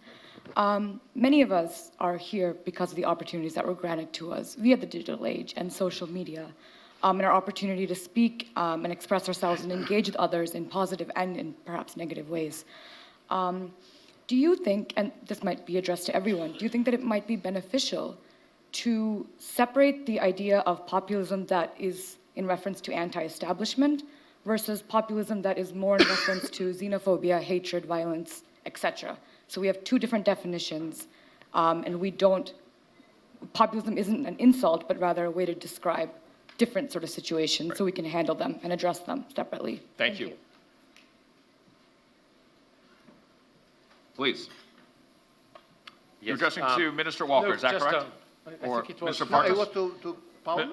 Okay, Mr. Portas. Okay, 30 seconds also. Look, obviously, social media and internet is a fantastic new world. What I consider it is excessive, the dependence of social media from political deciders. It's a matter of independence. I listen, I read, I measure, but I don't decide to follow them. That's the difference. I just decide majorities in democracy are ballot votes, not vanguards, not activism, militantism. Because the large majority of the people has no time to be militant activists. And they are the majority. So I don't want political system, statesmen and stateswomen, depending on the number of likes, the number of waves, the number of pressures from social media. You have to declare a new independence, respectful independence between politics and social media. Let me just... Each one on its road. Another 30-second response from the panel? 30 seconds. Just Please. add to that the following. I mean, one of the big differences between old populism and new populism, in terms of new populism, is the digital era. No? Now, the digital era, the internet, can work for good or for bad.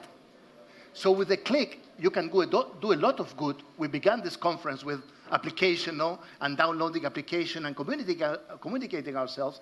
But with a click, you can also do a lot of damage, not only in terms of fake news and the post-truth and so on, but in the kinds of violent networks that are being created by many sectors of society. So it's rather neutral as a technology, no, but in terms of democracy, you cannot be naive. So I don't want to demonize populism. I don't want to demonize the digital era or the internet, but you cannot be naive in terms of its political implications. You don't want to oversimplify it. May I just one very quickly, and I have two more questions here. One sentence. You have made a difference between two kinds of populism. I agree with you, but the second populism, you have the anti-establishment, the anti-system.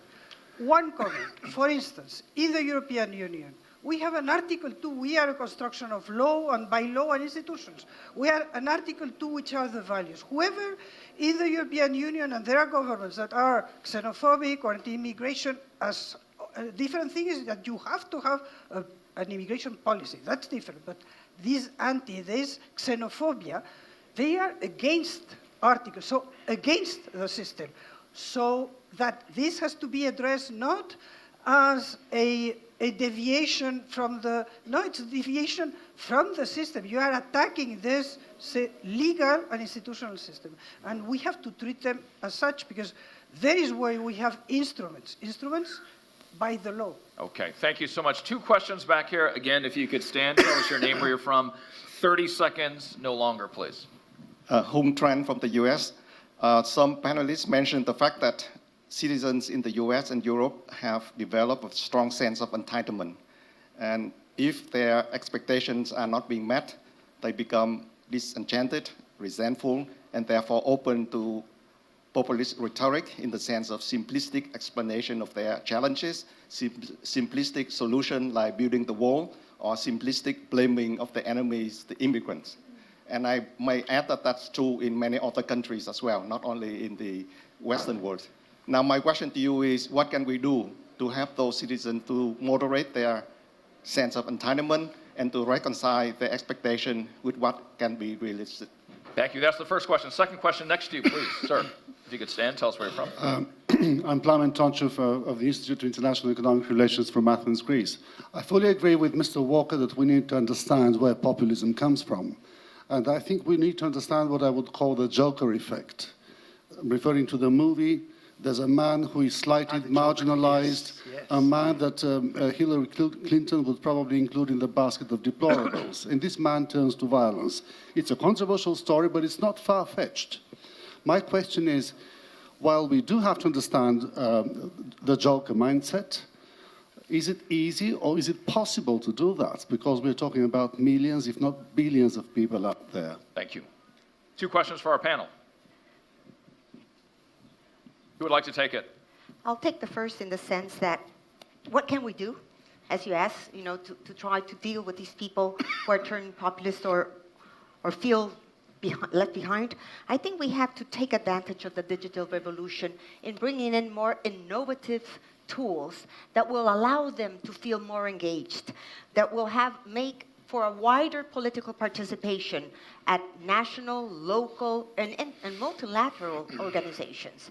In a sense, it is thus widening this road, because I do believe it's tremendously hopeful to think that we can have a coexistence in building together, more possibilities for public policy. One word, I think that today what is still prevalent is TV. What creates a lot of these echo chambers is the Fox people, the MSNBC people, and I think that the media have also I won't take that personally, Madam Minister. I'm a man of thick skin, so it's okay. You need to take also responsibility on this effort.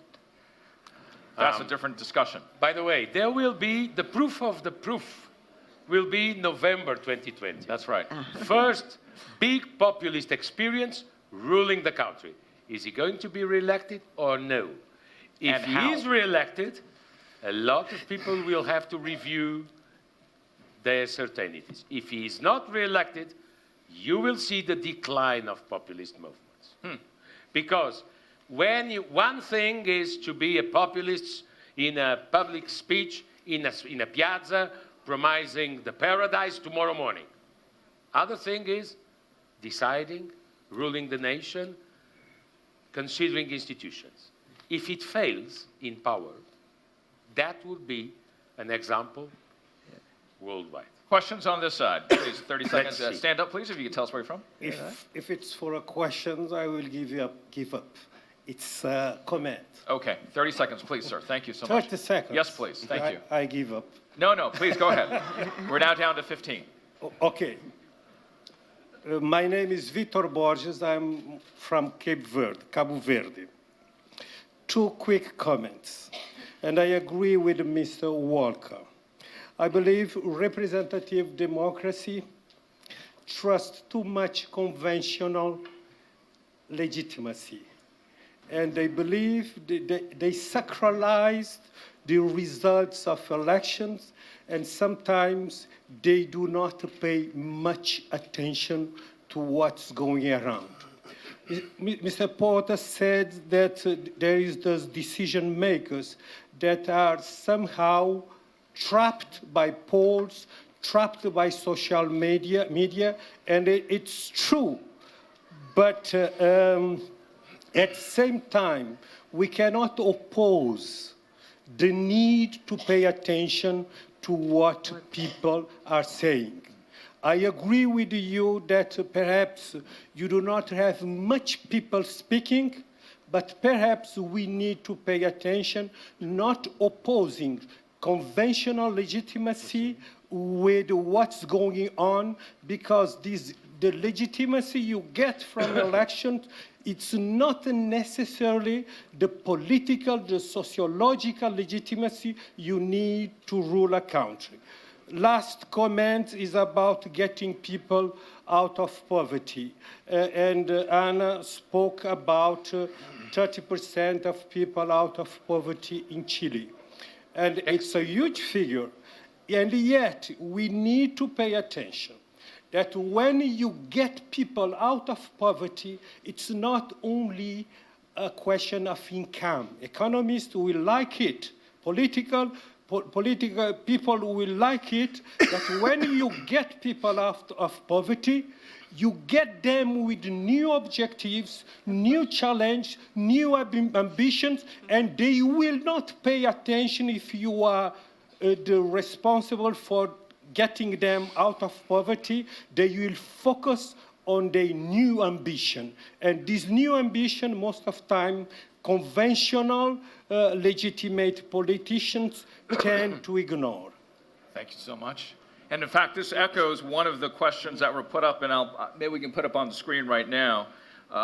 The comment was made via the app, what is missing is the elite's willingness to question themselves on the rise of populism. There's some overlap in the comments that you made right there. They create a kind of taboo. Got it. Sometimes they do not want to discuss issues that they are unable to frame in their own idea of the world. And that's a huge mistake, because there is no vacuum in society. People will take advantage of the not paying too much attention to new issues. Perfect. A lot to chew on there for our panelists. Please go ahead, Mr. Yes, 30 seconds. I mean, first, I do agree on the limits or the limitations of representative democracy. No? These populist movements, new populist movements, whether from the right to the left, are anti-elitist, are anti-oligarchic. No? Well, this is not new. The elitist theories of democracy of the early 20th century, Robert Michels, Pareto, Mosca, spoke about the iron law of oligarchies, no? As a characteristic of representative elitist democracies. However, I defend representative democracy as a first best, because the alternatives to representative democracy and its institutions are so-called direct or participatory forms of democracy, which sounds very good. But in the case of Latin America, at least in this new wave of populism, they end up under authoritarian regimes. No?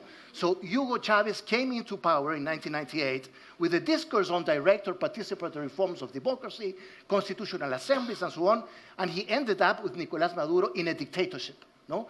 So representative democracy or democracy of institution still is the best antidote. to the rise of populism, whether from the right, or the left, or the right. I think so. One more response, 30 seconds. Well, sorry, Peter. My question about being caught, we agree, my dear Vitor, but my question is, do you think, I give you an example, an academic example. Imagine Winston Churchill with Facebook and WhatsApp and Twitter. Imagine the first war speech of Winston Churchill. What he said to the British people? We go to war against totalitarian Nazis, whatever it costs. We shall never surrender. Do you think he would have been Prime Minister for many days after doing this speech in the digital society? It's because you don't have in digital society, this is my alarm, you don't have notion of history, past, memory, and long term. You just have emotions in present. Emotion now, emotion in 5 minutes, emotion in 1 hour, after emotion after emotion. Sorry. National interest is a little bit different. Mr. Pham, okay? Minister, please. Let me just add one thing to what Mr. Portas said about that you don't have. You also don't have a sense of limits. Yes. And that is necessary. You mentioned very rightly that we deliver on one thing, that want something more. And people have forgotten that democracies, republics, there's limited government. Government is not supposed to give you everything. Government is supposed to create opportunities. And that's what we forget, and that's what the digital era forgets, limits. And Madam Minister, if you can react to this, because this is what the former president said, President Obasanjo said, this is one of the eggs that will be cracked by technology. Technology is one of those things. Well, I mean, I think that in the end, beyond technology, there is the individual, the citizen. You have said something extremely interesting that, of all the questions, but I would add on the elites, what I think that we lack today is the circulation of elites. United States, which is the example where, you know, the American dream is more and more difficult to make it true.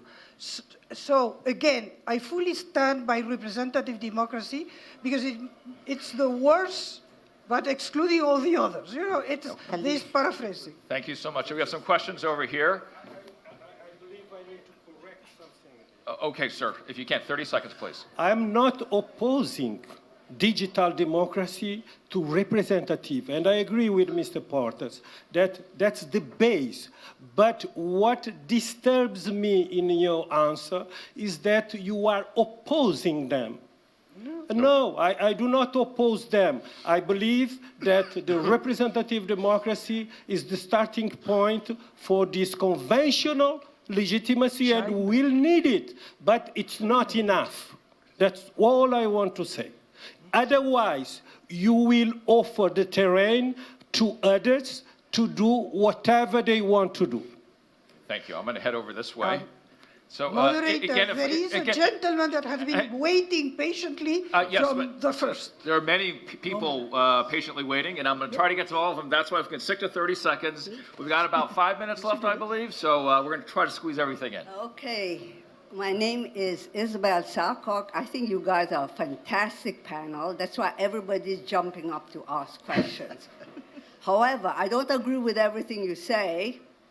And I'd like to pick up from 2 points that I think Mr. Pham made, which I think are fundamental and which I think is not stressed enough in the discussion. The very fundamental structural changes that's going on and the rising inequality that makes a lot of people mad. They are raving mad to see rich people floating up in balloons and then they're scraping for a piece of bread. My question is this: what does any one of you think of Elizabeth Warren's point that the rules of capitalism have to be rewritten? That is a fundamental problem. And I'd like to refer to one author that is one of my favorite, Mariana Mazzucato, who writes about this. Her point is, forget the liberal free market type of economy. We need a state that is entrepreneurial, and we need to rewrite the rules of capitalism. So I'd like to see what you think of it. Thank you. That's you get 2 more comments, and then the panel can react here. Okay, please go ahead. Whoa, there we go. Thank you. Maybe I move that so they can see me. Okay, great. I will follow you. I have the microphone. Thank you so much. Good afternoon. My name is Chiara. I come from Italy, and specifically from Sicily. And you mentioned that Italy has been left alone for the problem of the immigration.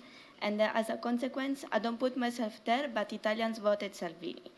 And my question is, where was Portugal, where was the EU to avoid Salvini? And I'm not talking about now that there is a bit of more mobility, but I'm talking at the beginning, in the first phase, to avoid Salvini to be there. Thank you. Great. Thank you so much. That was a second question. And a third question right here. Do you want to come out here too? Yeah, sure. You stay there. We're going to squeeze out over here so you can be seen. Thank you so much. Third question. Okay. Yeah. My name is Leonardo Parraga from Colombia. I would like to take on Mr. Pham's comment regarding how populism is anti-establishment, and I would like to take it one step further. So basically, in populism, we see how someone can capture the ideas, the vision, some feelings that the population is having. Mostly it's associated with a negative perception, but I want to ask to the whole panel, do you envision, do you see a possibility of populism in the sense of capturing the people's voice, the people's ideas, in a way that it can be positive to society and not create this kind of polarization, but rather unity and a common goal to look forward? Thank you. Thank you all three for your questions. Please, to the panel, if you can. If I can start, Richard, since 2 of them were addressed to me. With the respect to the last question, that's what I've been calling for this whole period, is that we need to listen. We need to listen. It doesn't mean that the voice is always right, but we need to listen. Secondly, to the question about capitalism, let me answer very quickly on that. Capitalism, any form of the market, requires a culture, it requires institutions around which it does not exist in the abstract. And so we need to look at the institutions, the values, the culture on which we frame that. That's absolutely necessary. As for specific candidates who are populist on the left, who are running in my country's elections, the only thing I can say to that is inequality is a problem, but if we're all equally poor and miserable, that's an even bigger problem. Or if I can add one question, why do people try to migrate to US and not to Venezuela? And if I can add another sentence. Just a detail, just a detail. Where is the dream? Where is the dream? Okay, capitalism has a lot of vices and limits, but for the moment was able to create the most large proportion of social mobility we ever saw in the world. And by the way, are you worried having rich less rich or poor less poor? My priority is the second one. I will add one thing. If there is a populistic declaration is this, we need to rewrite the capitalism rules. Frankly, there is an oxymoron there, but what we need is to act. And I mentioned an area. If there is something that is capitalistic, it's businesses. And what we are seeing is that businesses are taking upon them that they are not for the shareholder, but responsible to the stakeholder, which is taking this responsibility. So it's a way not of rewriting, no, it's of just harmonizing the structures with the needs of this society. And I repeat, I mentioned that trust today is in the business for individuals. And this is Edelman, you can check. So this is where this broad conversation happens. This is where people feel that they have a community. And this is interesting that this community, the business, is now just redistributing values, redistributing just public goods in a way that we never dreamed of. And this is the capitalism just reorganizing itself. Okay, we have our last round of questions. One very quickly on this side. 30 seconds, please. So my name is Shaiman. I come from Morocco. I work here in Morocco as a national project coordinator for the Friedrich Naumann Foundation for Freedom, which is a liberal German foundation. And as liberals, we understood that we've been talking a lot to people's minds and not to people's hearts, while people need someone to speak to their hearts. Now, my closing question of the debate would be, out of populism and the rise of populism, what have we learned from that and how can we use it? And I would love to hear your ideas about it, given that you come from different backgrounds and professional experiences. Thank you. And we have two more questions I have to squeeze in. One down the middle, because I have not forgotten you, sir, and I'm going to get to you. I'm happy. I will never forget. Please, 30 seconds, sir. Thank you. Renato Flores from FGV, Rio de Janeiro, Brazil. Well, I missed during most of the discussion the cultural dimension and even the historical dimension. If you allow me, for instance, the populist of Mr. Viktor Orbán is not equal to the populist of Mr. Mario Salvini.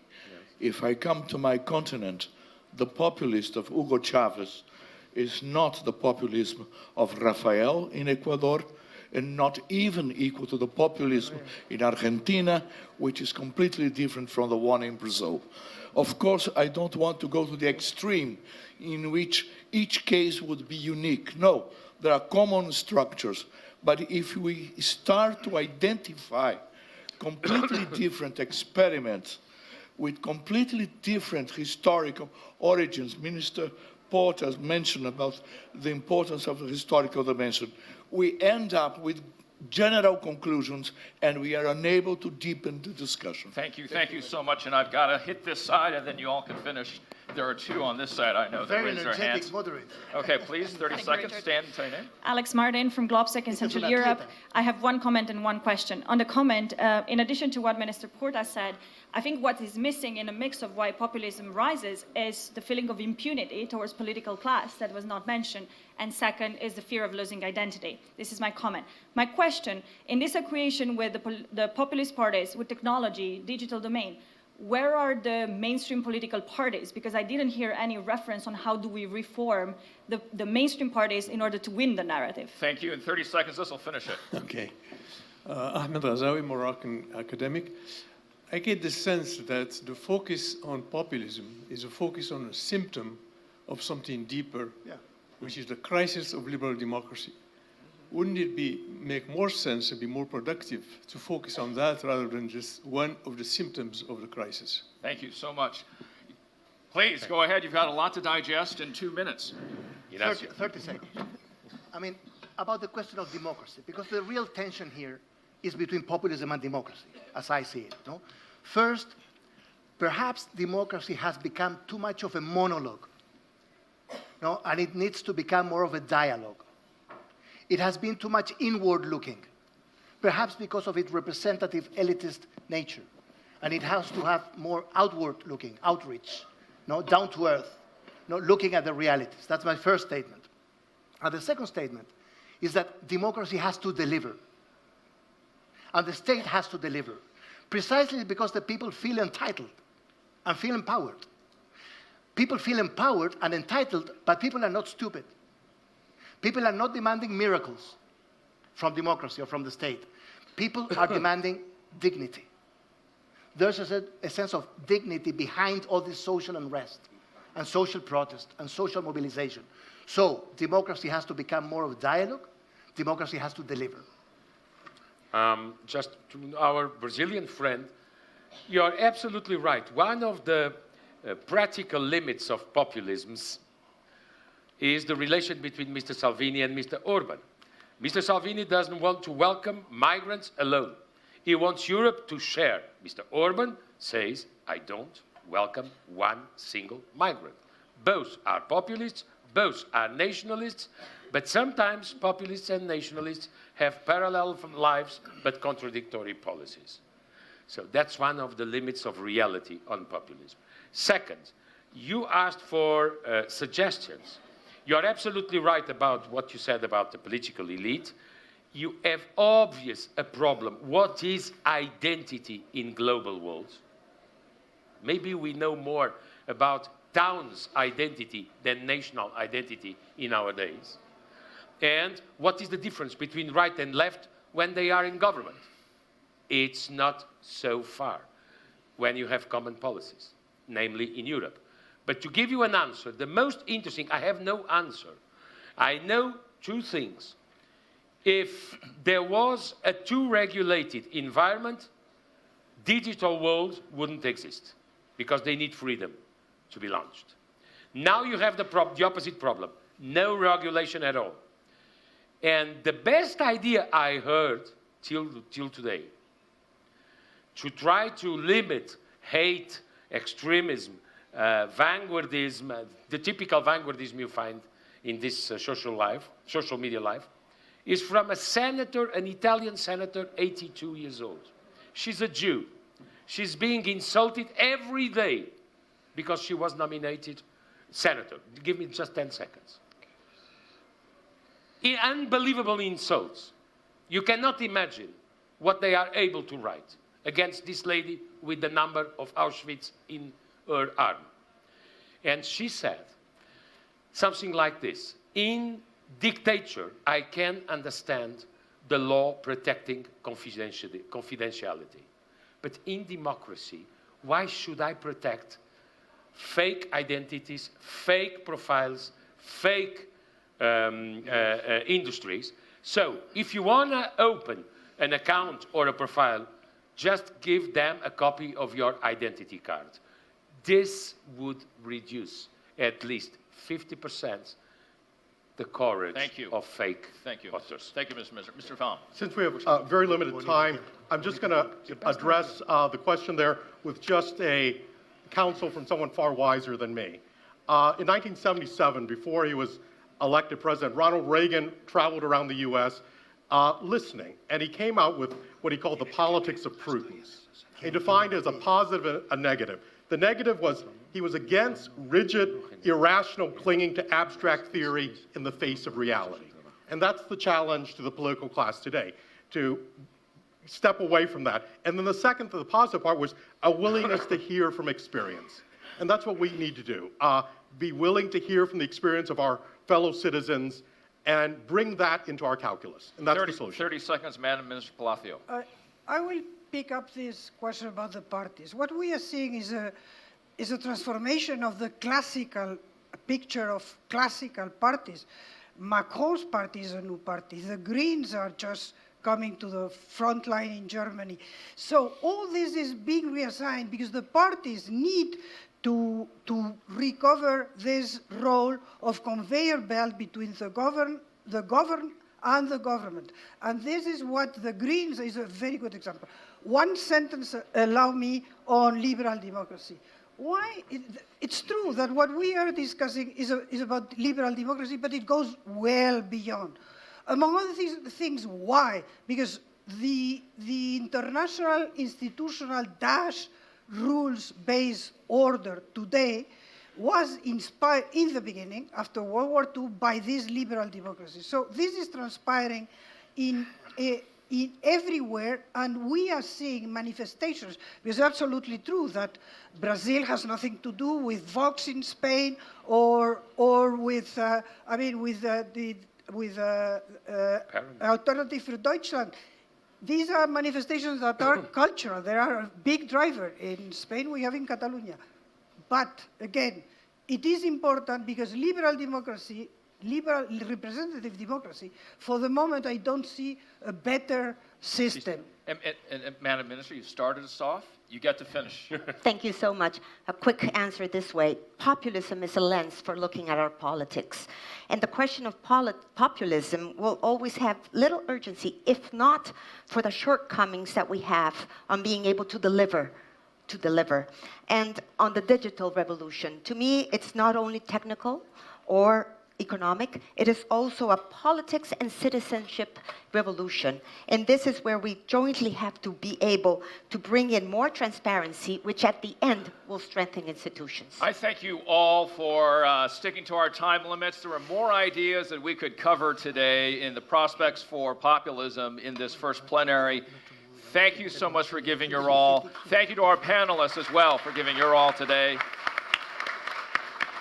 Enjoy. To you, Richard.